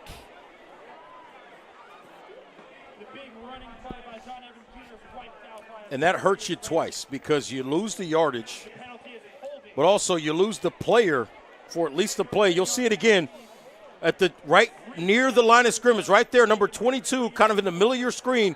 He cuts right off of that block. That left arm had a lot of jersey, and like I said, not only do you lose the yards, but you lose John Evans Jr. for maybe some fatigue for at least one play. 1st and 15 now. Eli Davis gets the handoff and ushers it forward 6 yards. So now it'll be 2nd and 9. That's a nice run by Davis. Interestingly enough, they only lost 5 on that holding call. Guess they say it was 5 yards down the field. It's usually 10 from the spot. I thought it was right at the line of scrimmage. Yeah.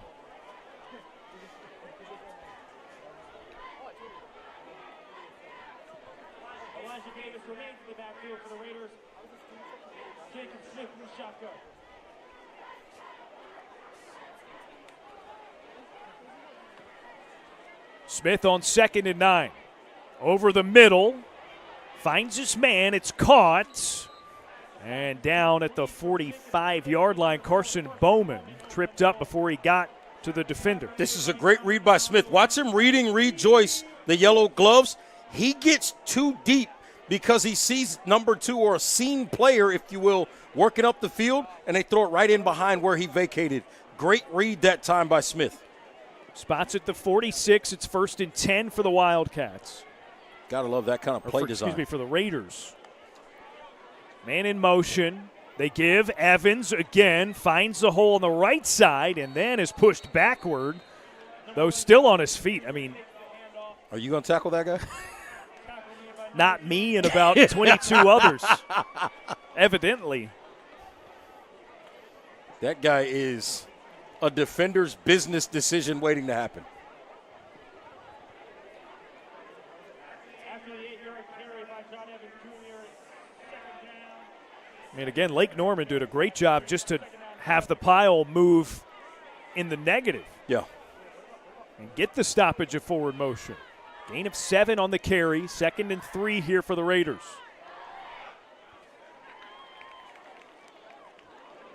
Fake handoff. Smith keeps it himself and is brought down right near the line of scrimmage. Maybe got a yard there. They ran into a blitz that time and just not a whole lot of space. This offensive line, by and large, has done a nice job in this game, but on that particular play, absolutely nothing there.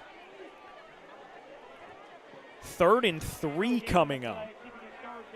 This is the shortest 3rd down Reagan's had. They were 2 for 4 in the first half on 3rd down conversions.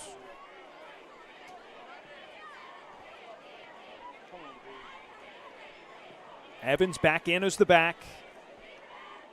And receives the handoff. Shuffles. Stopped. I don't know that he got back to the line of scrimmage. Yeah, I don't think he did either. If he did, it was barely. I mean, watch this play. I think that's Memphis Barb. He just blows this thing up.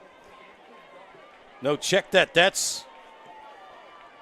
Well, it was Joyce first. Barb got there eventually to complete the tackle. But they got the penetration right away, and that's what forced him to cut back. So now 4th and 3. Reagan sends out the punt unit. High and short and out of bounds.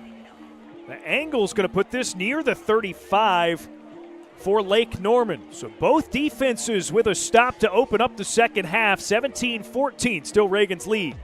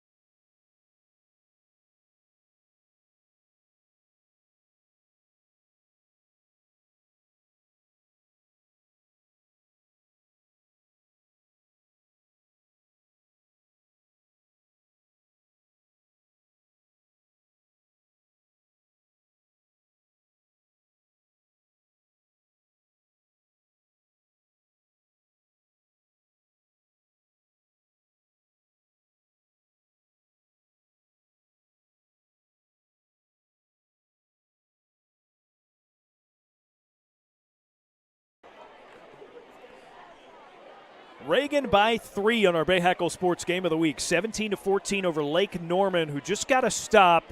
Reggie, you called this out at halftime. The first 2 possessions, defensive stops for one for each team. After that, it was 5 straight possessions with scoring. Second half has opened up the same way, and now possession number 2 for the Wildcats. Caden Kraft, their sophomore quarterback, fakes a throw, steps up in the pocket, and is brought down, racing to the line of scrimmage, unable to get there. Yeah, they wanted to push the ball down the field. See, he's looking here. He's trying to get to Doc Caldwell in the middle of the field. Protection breaks down. Can't turn his body to make that throw. Makes a good decision. Get what you can with your feet, and don't make a mistake with the football. Antonio Kelly with the tackle for loss for Reagan. 2nd and 11 for Lake Norman. Kraft out of the shotgun. Steps up. Steps back out of the way. Throws off balance. And it is caught right at the first down marker. Zipadelli. And he got the first. Wow. Look at Kraft here. Watch him spin out, but he stays behind. Look at him get his body reset to throw a strike, and they pick up the first down. That is well done by the quarterback that time. Well done by the receiver Zipadelli as well, and it moves the chains. Coach McGee of the Raiders did not love that spot, though. Kraft, head fake, and he's brought down. King Kalama in the backfield with a sack. A legendary sack, if you will. They came back to the same play as a couple of plays before. They faked that screen out to the outside. They're trying to get that big post route up the middle. Safeties and defensive backs are home, and King Kalama closes that play out with the sack. Legendary tackle brought to you by Queen City Home Store, taking on the toughest stains at home with the toughest washers in the game. 2nd and long. Kraft gets rid of it quickly. Back to the, well, not quite to the original line of scrimmage, a yard shy. Jaden Lewis-Williams in that 6'5" frame. Not hard to find him out there on that left side. First catch of the night for the junior, number 81 in black. And it's 3rd and 11 for the Wildcats. Their last 2 third-down tries have been their longest of the day. They were unsuccessful from 17. Another 3rd and long here.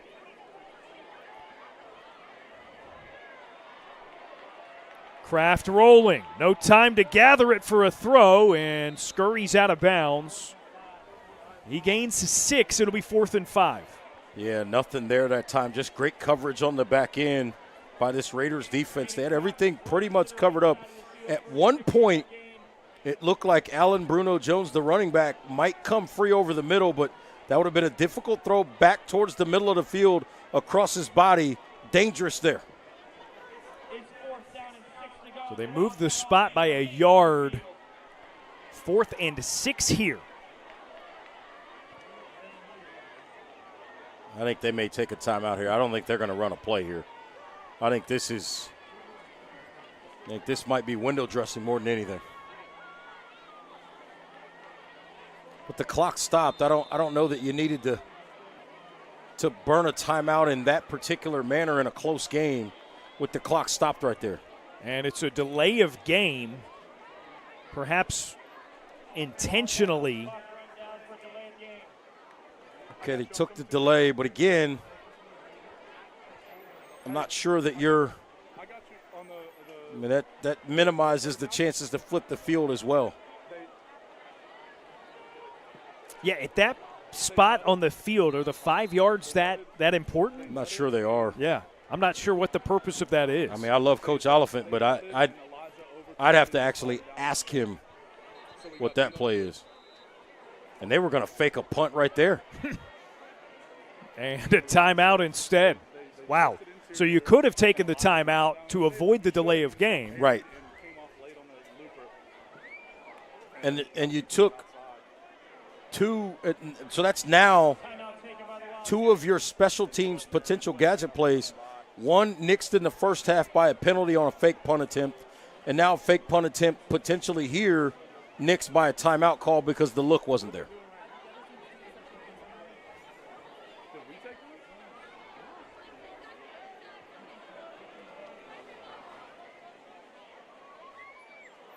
So the punt unit back out for Lake Norman.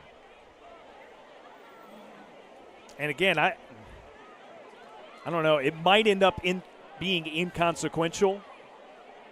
But just a weird, clunky couple of plays there. Well, 2 of your fake punts are now on tape, not only for other people, but in this game. Yeah.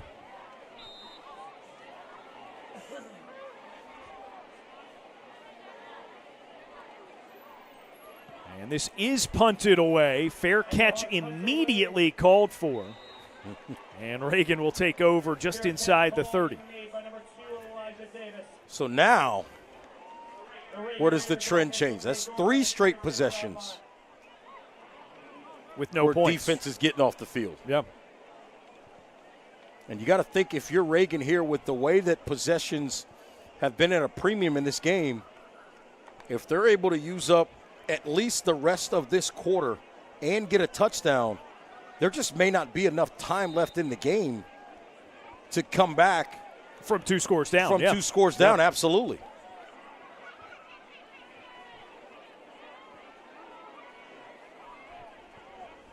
Jacob Smith with John Evans behind him. It's a handoff. Evans untouched until the 35 and pushes through to the 43 for a first down and then some.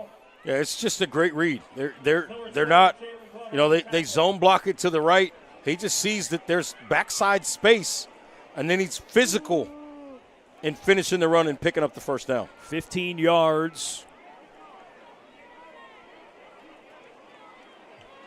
In BD, no big deal for Evans.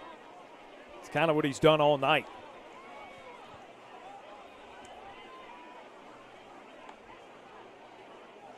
They go to Evans again, and it's blown up at the line of scrimmage. But he did manage forward for a couple of yards.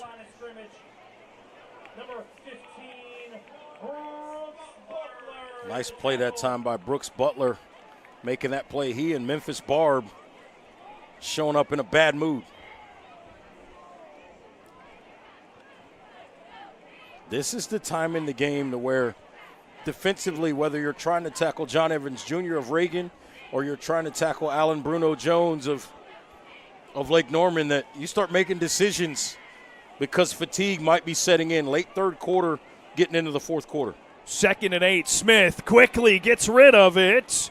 Davis catches and squeezes as he's brought down all the way down to the 30-yard line. We talked about Davis as a pass catcher. There's the opportunity. They get him isolated. Basically, he ends up kind of one-on-one, outrunning the linebacker, Reed Joyce, playing a zone, and then Reed's got to carry him vertically up the field. He just outruns him, and a nice throw there by Smith to that back shoulder to pick up the first down. 25-yard reception and a first down for Reagan. There's a handoff to Evans. Stutter steps a couple of times and picks up 5. Number 9 again, Reed Joyce makes the tackle after the 5-yard gain. It's 2nd down and 5 to go. There is a slow bleed element to what this Raiders offense does to a team. It's that guy right there, number 1, who slowly punches you in the ribs, right? It's just body shot after body shot with the way he runs the football with physicality. And if you get the body shots all the way to the goal line and then Smith can punch it in, you don't need a haymaker. No. Smith on 2nd. Torques away from pressure to the sideline, and a flag comes out, a couple of them at the 25-yard line. Yeah, I think they might get the left tackle that time on the hold. The big guy, number 50, Issa Evans. It's tough for those guys in the offensive line. When the quarterback starts moving around, you don't know where he's at. He's behind you, and defensive linemen can see the quarterback, and they start to try to disengage and go a different direction, and it's where you get your hands caught in the cookie jar. See him right here, Evans on the left side, right here at the bottom of the screen. Watch him. That outside arm right there. Right there. There's the hold. That's going to be your penalty flag right there and bring that play back. Rare mistake by Evans, the senior, 6'6", 295, on his way to App State. He was originally committed to Charlotte and flipped that back in the summer. He's got the frame. Everything is there. It's just a matter of playing more football and then the development. He's got to get a little bit stronger as well. 2nd and long. Smith rockets it to the right side, and it's caught Back to the original line of scrimmage. Davis. It's a nice tackle by Memphis Barb against Davis in space. Talking about a guy that's about 5'8", 160, 170 pounds against Barb at about 225. Nice play by Barb in space. 3rd and 9 for the Raiders.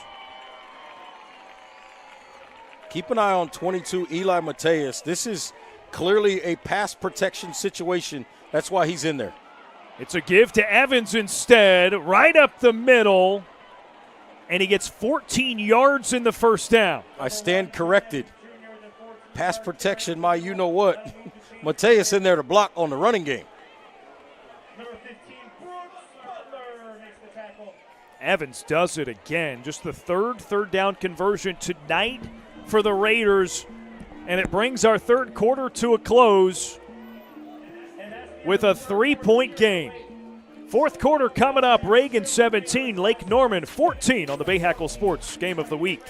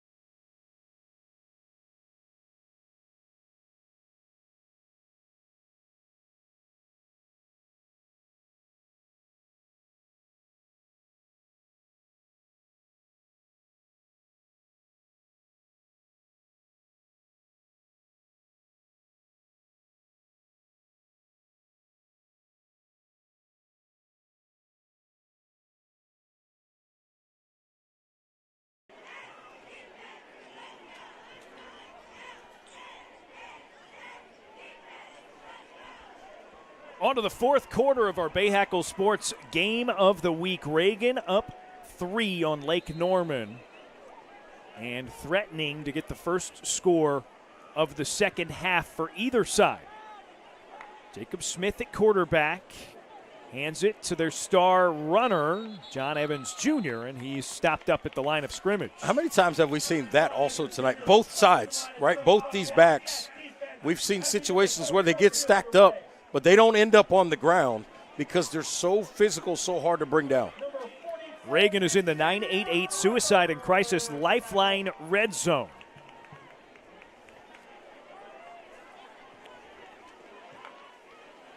Second and 10.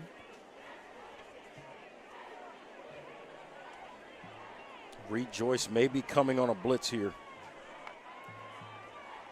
It's another give. Evans to the second level and brought down after a gain of about 8.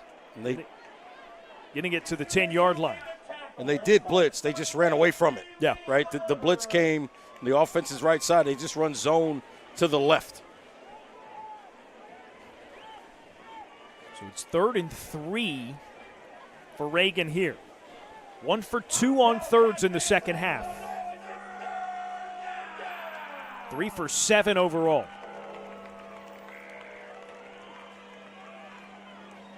Evans blasts through the middle and a flag out at the near sideline. Was right at the snap. So this is either a formation problem or somebody lined up offsides.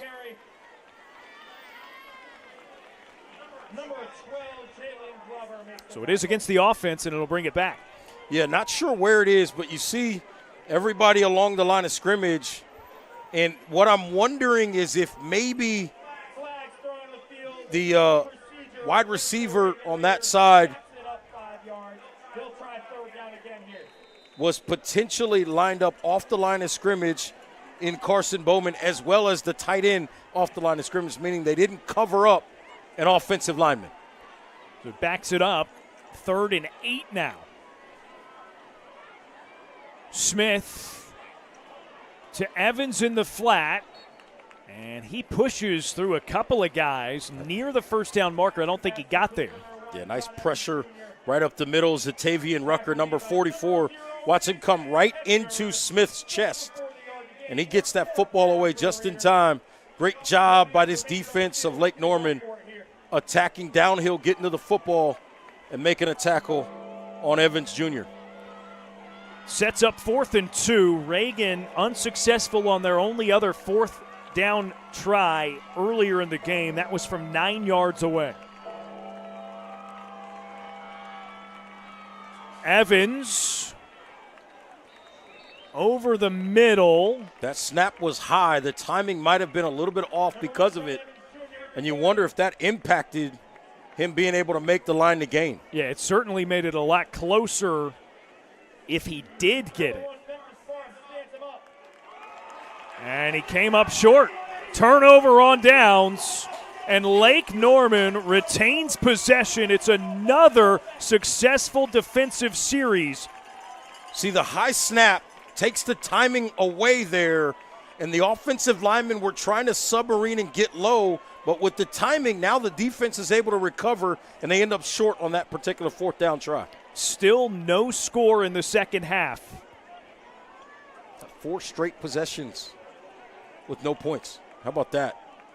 You knew these two defenses would make a ton of plays in this game. They've been really good here in the second half. Now an interesting scenario for Caden Kraft there and company. Can't take a sack. Got to be smart getting rid of the football. But I think also they got to get Jones back going in the running game. 1st and 10 from their own 8.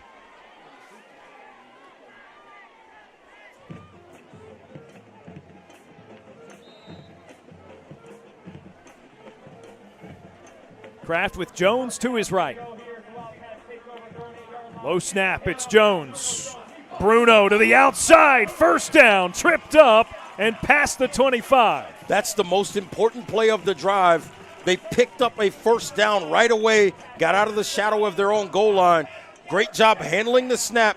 That potentially impacted rush lanes for the defensive front. Nice burst and picks up that 1st down. 17-yard carry for Bruno Jones. 1st and 10 now for the Wildcats. Kraft again goes down for the snap. Good patience by Jones. And he sidesteps and pushes ahead by about a 5-yard gain. How good is this kid with vision and patience? That's a great example of it right there. Just reads it, takes his time, doesn't panic off the bad snap, waits for the football, and gets positive yardage. Round up with the spot, gain of 6 for Jones. 2nd and 4 coming up.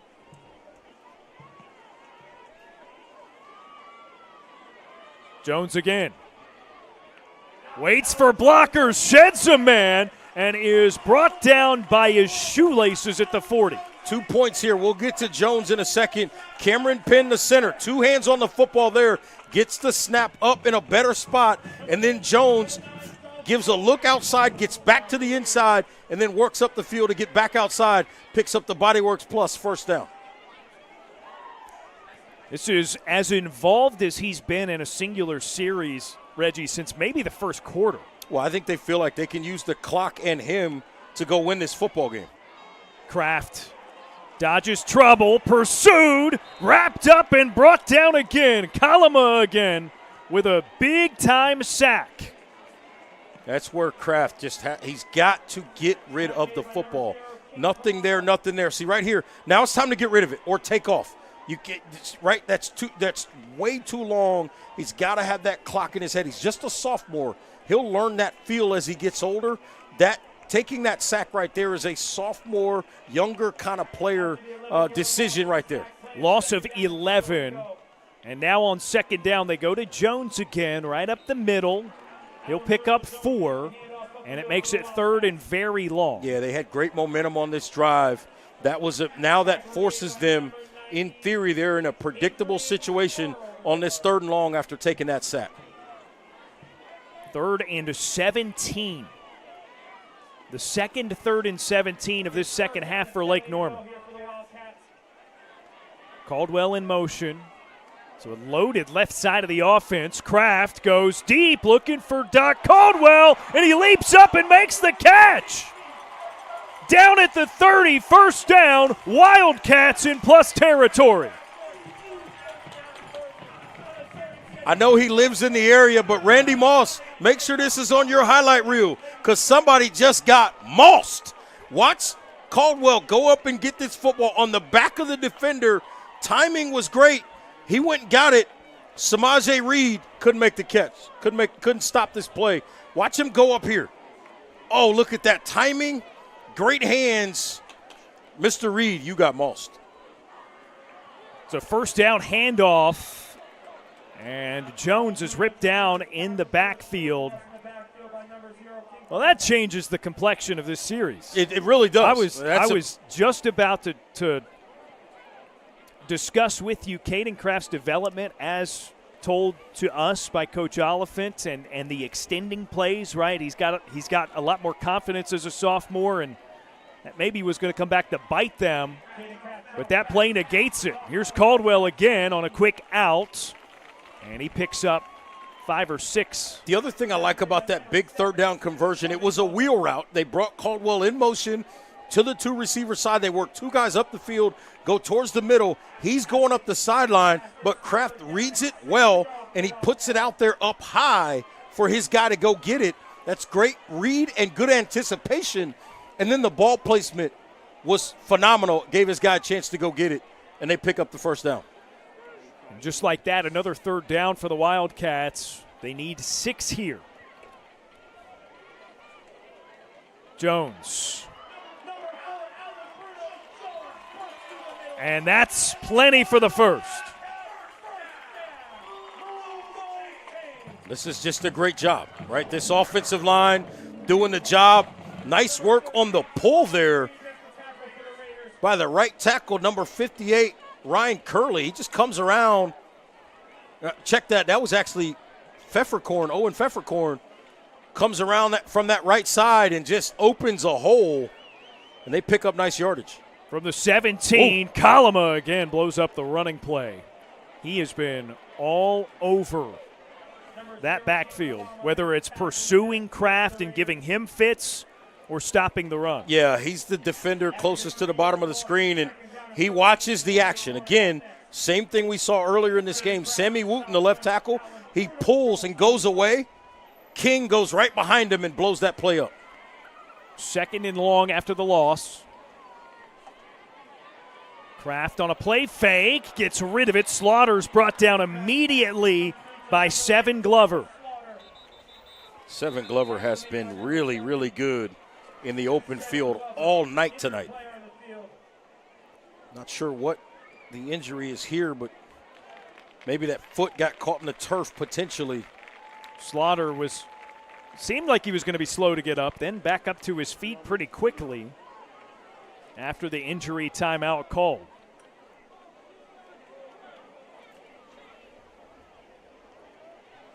Ladies and gentlemen, make some noise for number 8, Micah Slaughter, as he walks off the field under his own strength. 3rd and 11 coming up for Lake Norman. They're 2 for 2 on third down conversions in this drive. And with the way they've eaten up the clock here, third down here, couple downs, depending on what they choose to do here, you could be under 4 minutes, potentially even less than that. If they don't score, that could be problematic.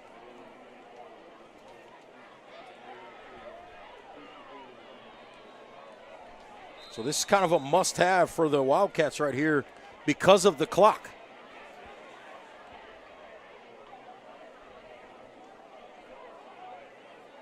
Lake Norman needs 11.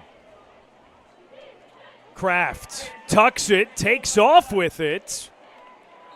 And that feels like a play designed for going for it on a fourth down here. Oh, now a very late flag comes in, and this might cost the Raiders a first down here. Very late flag. Coach Oliphant was begging for a late hit on his quarterback, and he may have gotten it. The umpire is the one, I believe, who eventually threw the flag from inside the numbers over toward the sideline. That flag came in very late.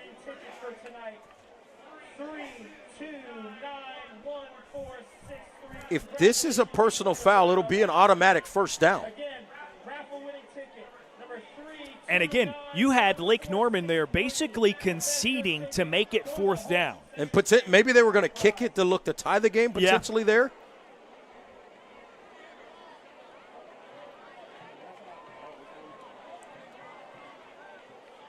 Okay, so the call is against Lake Norman. They signaled it against Lake Norman.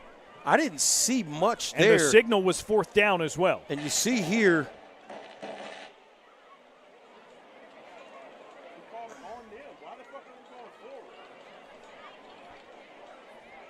I didn't see. I mean, you had. Well, now the spot is moving forward. The signal was that it was against Lake Norman, and then the fist to signal fourth down. Correct. But again, a personal foul after the play, the yardage.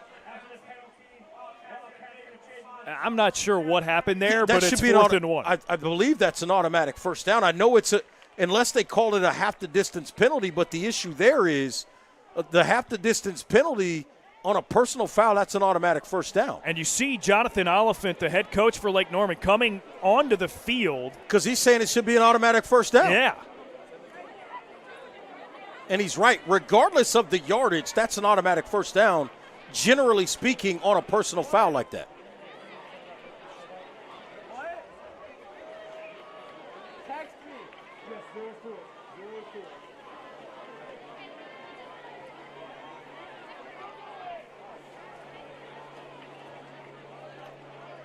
Well, this has been confusing to say the least. We got the penalty signaled as if it was against Lake Norman. Then yardage spotted in favor of Lake Norman, but no change of down.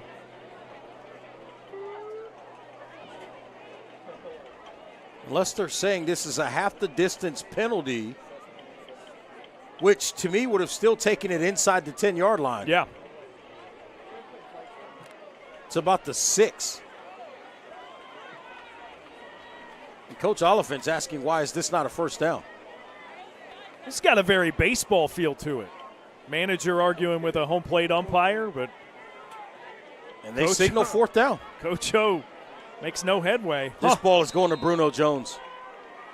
Pick up the first down here has got to be the focal point. Fourth and one. Inside the 10-yard line, neither team has scored in the second half.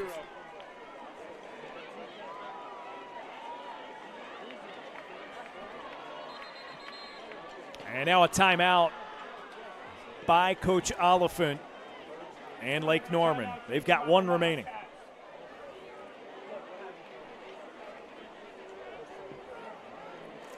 Saving selection and incredible customer service with the protection of the Mooresville Ford 5-Star Guarantee. Get it all at the dealership that's been a Ford President's Award winner, Mooresville Ford. I don't quite know how to talk about this one. It would help if I had a better idea of exactly what happened or what was said in that conversation between Coach O and the officials. The only thing I can think, and this is where I'll fall on the sword a little bit, is I'm incorrect that it's an automatic first down on a personal foul penalty. I thought that was an automatic first down. I guess usually the 15 yards results in that.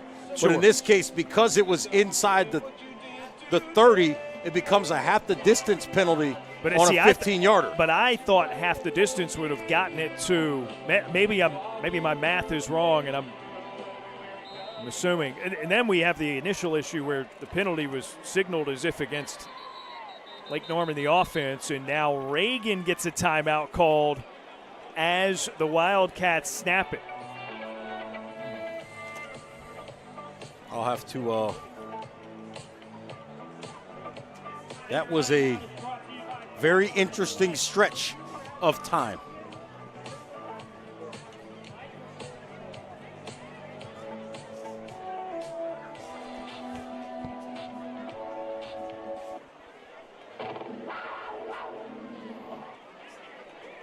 This right here, though, Darren, might be the ball game.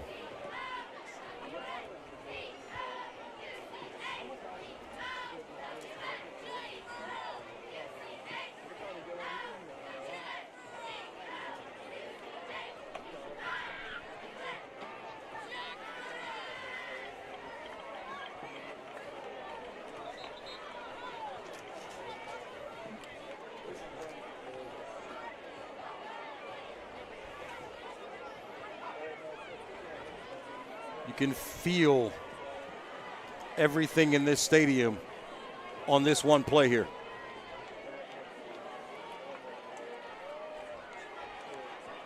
And I think this is where it's tough with these new age or modern day offenses that are 100% shotgun offenses. 4th and 1. Kraft gives it to Jones. He's through and inside the 5 for the first down. Goal to go. That is a huge play. And I think now you take your time. You're a little more deliberate. They just go physicality right up the middle. Everybody blocks somebody. Nice pull that time by number 77, Wooten. Comes across the formation, gets a decent little kick-out block. They work off of that.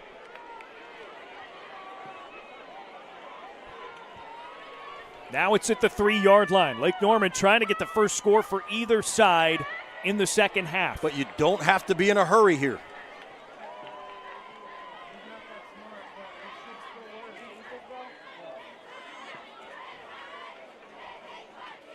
Kraft tucks it, takes off, and is into the end zone. Touchdown, Lake Norman, back out on front.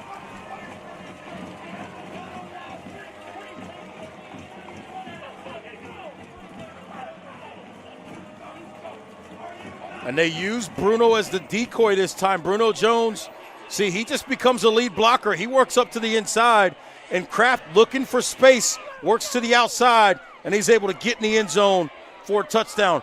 Big time call by Coach Oliphant and his staff, and they take the lead back.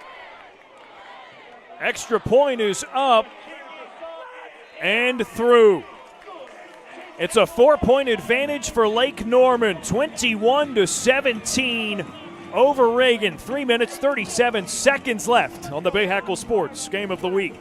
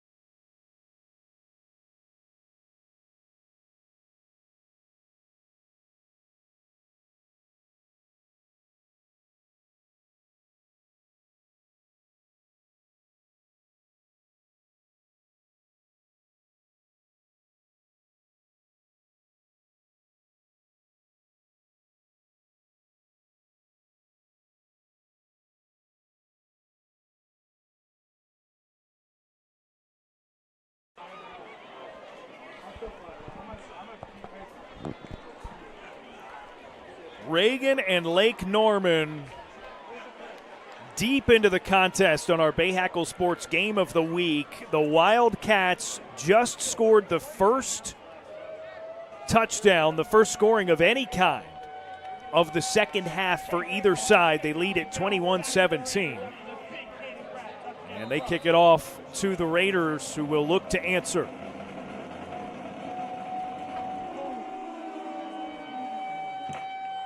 Returnable from the 9. And a big hole. Eli Davis cuts across the middle of the field, being chased by Mason Hefner, and he's finally brought down.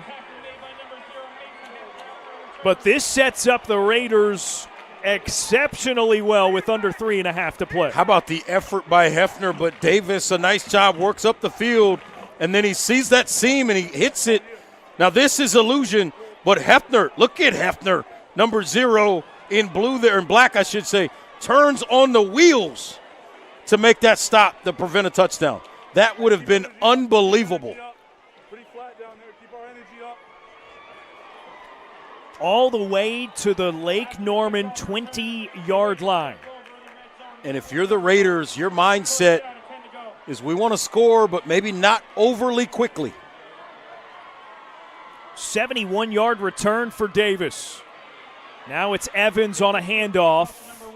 He's up the middle for a gain of 4. It feels like we keep saying this, Reg.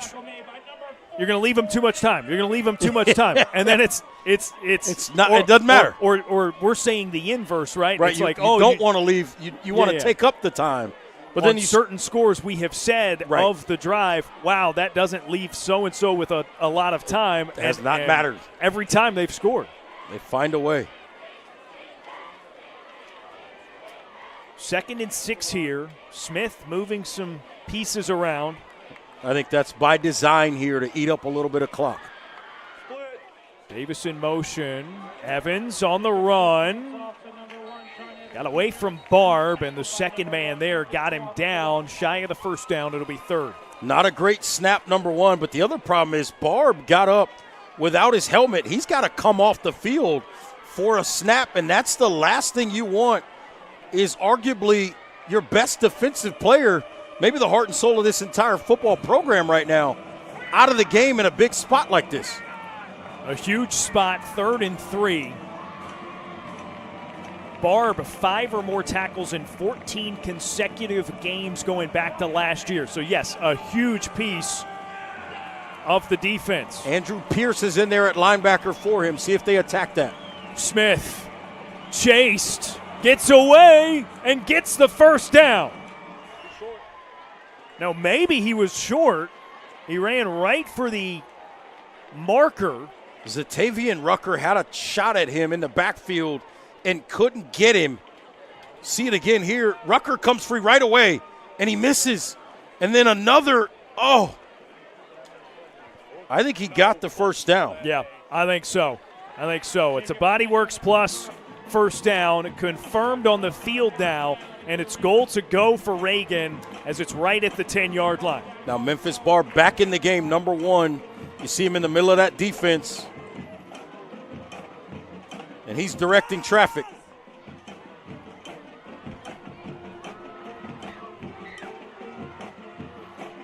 Tight splits by the wide receivers, and you see a timeout for Reagan. But with those tight splits by the wide receivers, you're expecting them to potentially attack the outside, see if they can get some tight coverage and just outrun a guy to the pylon. Second called timeout for Reagan in the second half, so they have one remaining. Lake Norman has one remaining. And again, with 2:06 on the clock, and you're in a first down situation, everything's open in the playbook here. You can still run the football or throw it. So because your playbook is wide open, you've got opportunities to do a lot of things. So defensively, if you're Lake Norman, you're kind of on your heels a little bit. Not a predictable situation with what they'll do with the football. I think right here, obviously we know how effective John Evans Jr. has been tonight. Jacob Smith's legs have been a factor in this game as well.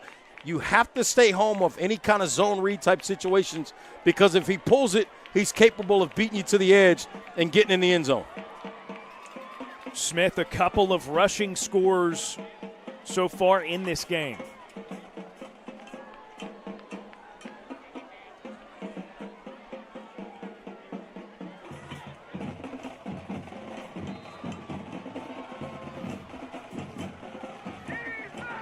First and goal.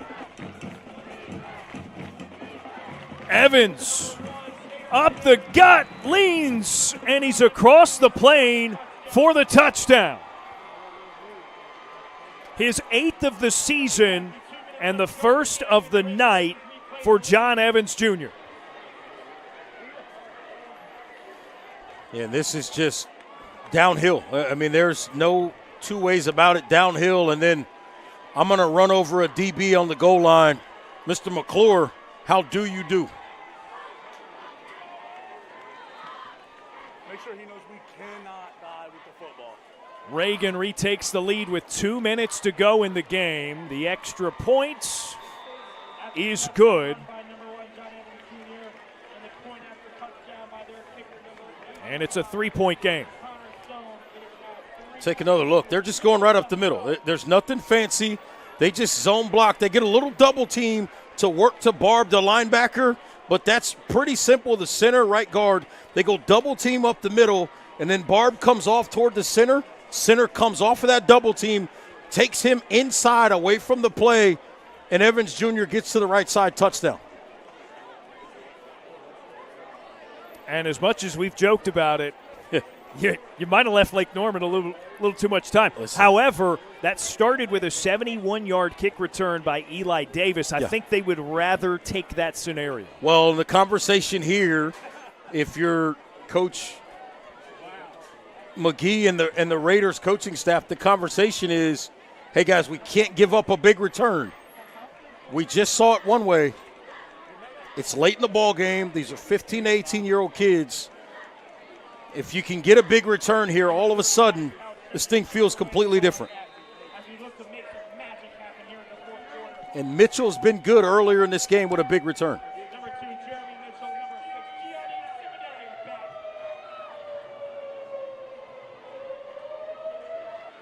Here's Mitchell. A burst on a return, a step inside. He's up past the 40. That'll do. As far as what you were saying, that's an excellent start. Football is 3 phases, and special teams can win you games, but it can lose you games just as quickly. That is a big-time return to put his team in a great situation. And also Eli Mateus down with an injury for the Raiders on the other side of the field, but great field position. You're out past the 40-yard line. I mean, hey, 58 yards, 152. Coach Oliphant saying, hey, guys, let's go get a win. You challenge your offensive line. You challenge your offensive players to make plays. You got a young quarterback. If he's able in Caden Kraft to find a way to win this football game and provide the big drive here, I think Coach Oliphant will tell you it's probably one of his most important grow-up moments as a quarterback in high school. Coming off of being banged up in that Independence game, we weren't sure if Kraft was even going to start or play in this game. He goes to Doc Caldwell on first down, and they pick up 15 and move the chains. How about this? Right away, Caldwell's at the bottom of the screen. He just runs a little stop route, about 6 yards, and just turns around and catches the football and then gets north and south.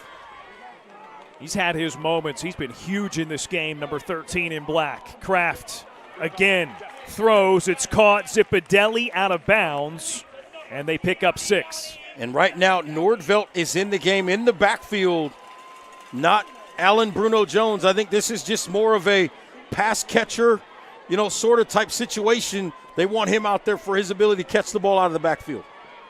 2nd and 4. Kraft throwing again. Caldwell right at the first down marker, and he gets out of bounds.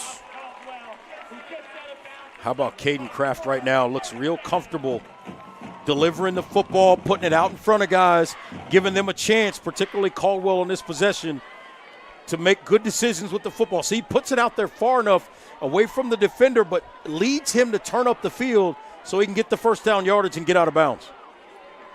1st and 10 now at the 32. Low snap for Kraft, plenty of time. He's got to run. Breaks down, here he goes.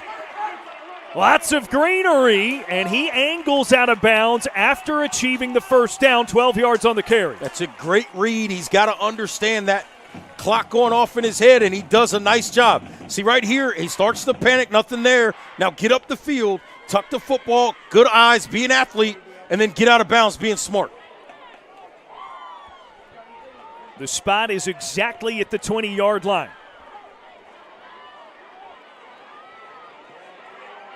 Kraft's nowhere to go. He got chased right into Coloma. And they got time, over a minute, no need to panic. Not the best situation there. Receivers have to do a good job getting back to the football and getting lined up. Yeah, Micah Slaughter never got set, and that's the youth. The quarterback's got to take his time. You can't panic. He never let him get set, and they get a false start penalty. So already behind schedule on the sack. This will back up Lake Norman even more. 2nd and very long. Jaden Lewis-Williams, number 81 in the ball game, 6'5" frame. So they may look to throw a big ball to him up high. He's to the top of your screen, number 81, right on the numbers. He's got one catch earlier in this game.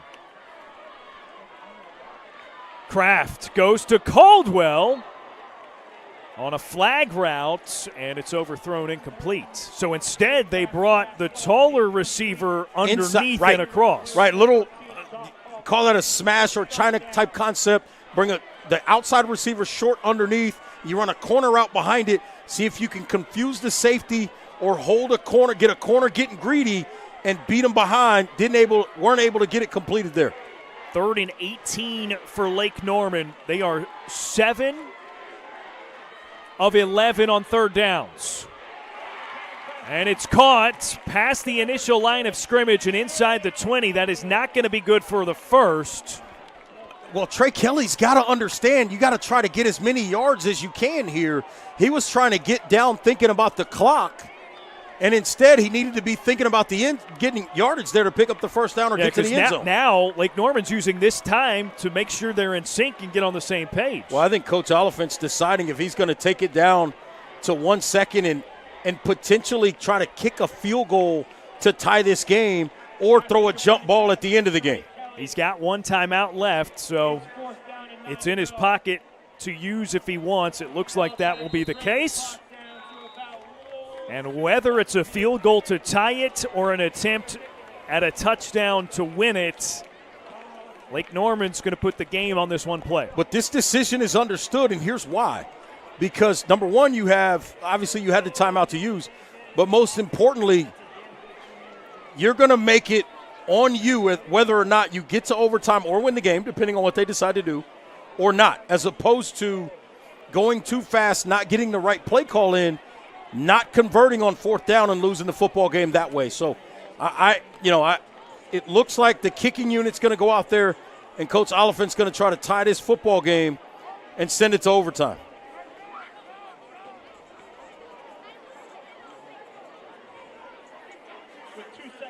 Well, now there's some personnel back and forth going on. They called Caldwell in there late. This could be anytime you're talking about Coach Oliphant, this could be anything. They could kick this. It would not shock me if they've got some kind of a fake punt call, or fake field goal, I should say. Wildcats hit a 48-yarder earlier in the season. I think you got to kick this and just go to overtime. It's from 36 out, and now Reagan burns their final time. Of course. I mean, you have to, right?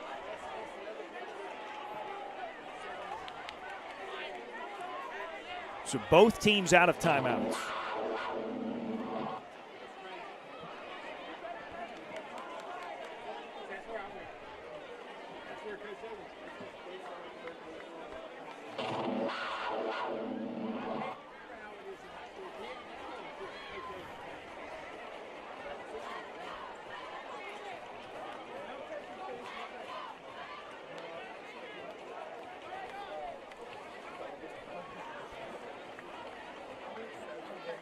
No extra bodies, it looks like, in the huddle for Lake Norman. Nope, So no personnel changes. Yeah, it does seem like the field goal unit is going to stay out.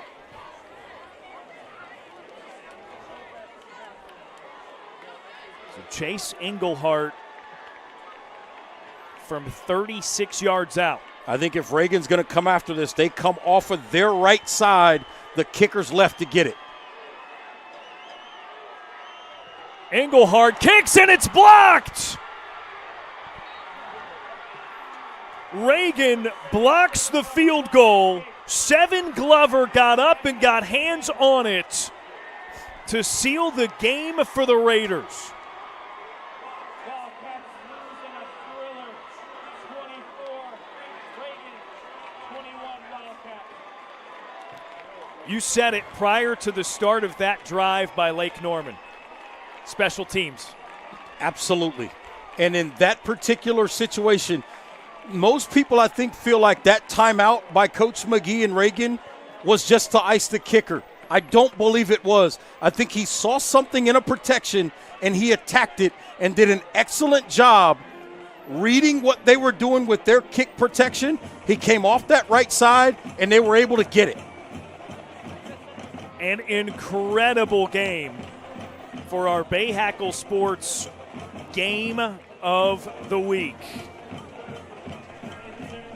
We thank you for joining us on the Bahakel Sports Game of the Week on WCCB. This week's game has been presented by Queen City Home Store, your whole home destination. By North Carolina Department of Health and Human Services, 988 Suicide and Crisis Lifeline. For help, just text or dial 988. By Bodyworks Plus, Collision Repair Center, keeping families safe since 1998. And by Fred Caldwell Chevrolet, home of the Silverado guys. Visit FredCaldwellChevy.com. Reagan takes it in dramatic fashion from Lake Norman, 24-21. Our final score for Reggie Walker, Brady Pugh, our director and producer, the rest of our great crew here from Lake Norman High School. I'm Darren Vaught. Thanks for joining us on the Bahakel Sports Game of the Week.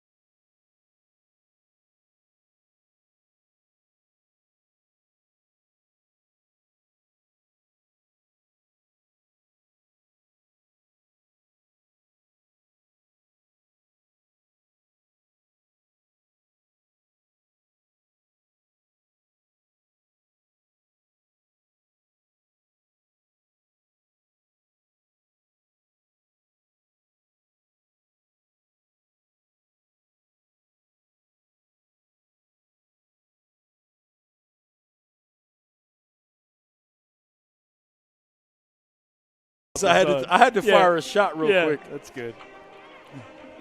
All right, we got these highlights. Come on, what are we doing? What are we doing? What are we doing? Where's my Sharpie? All right.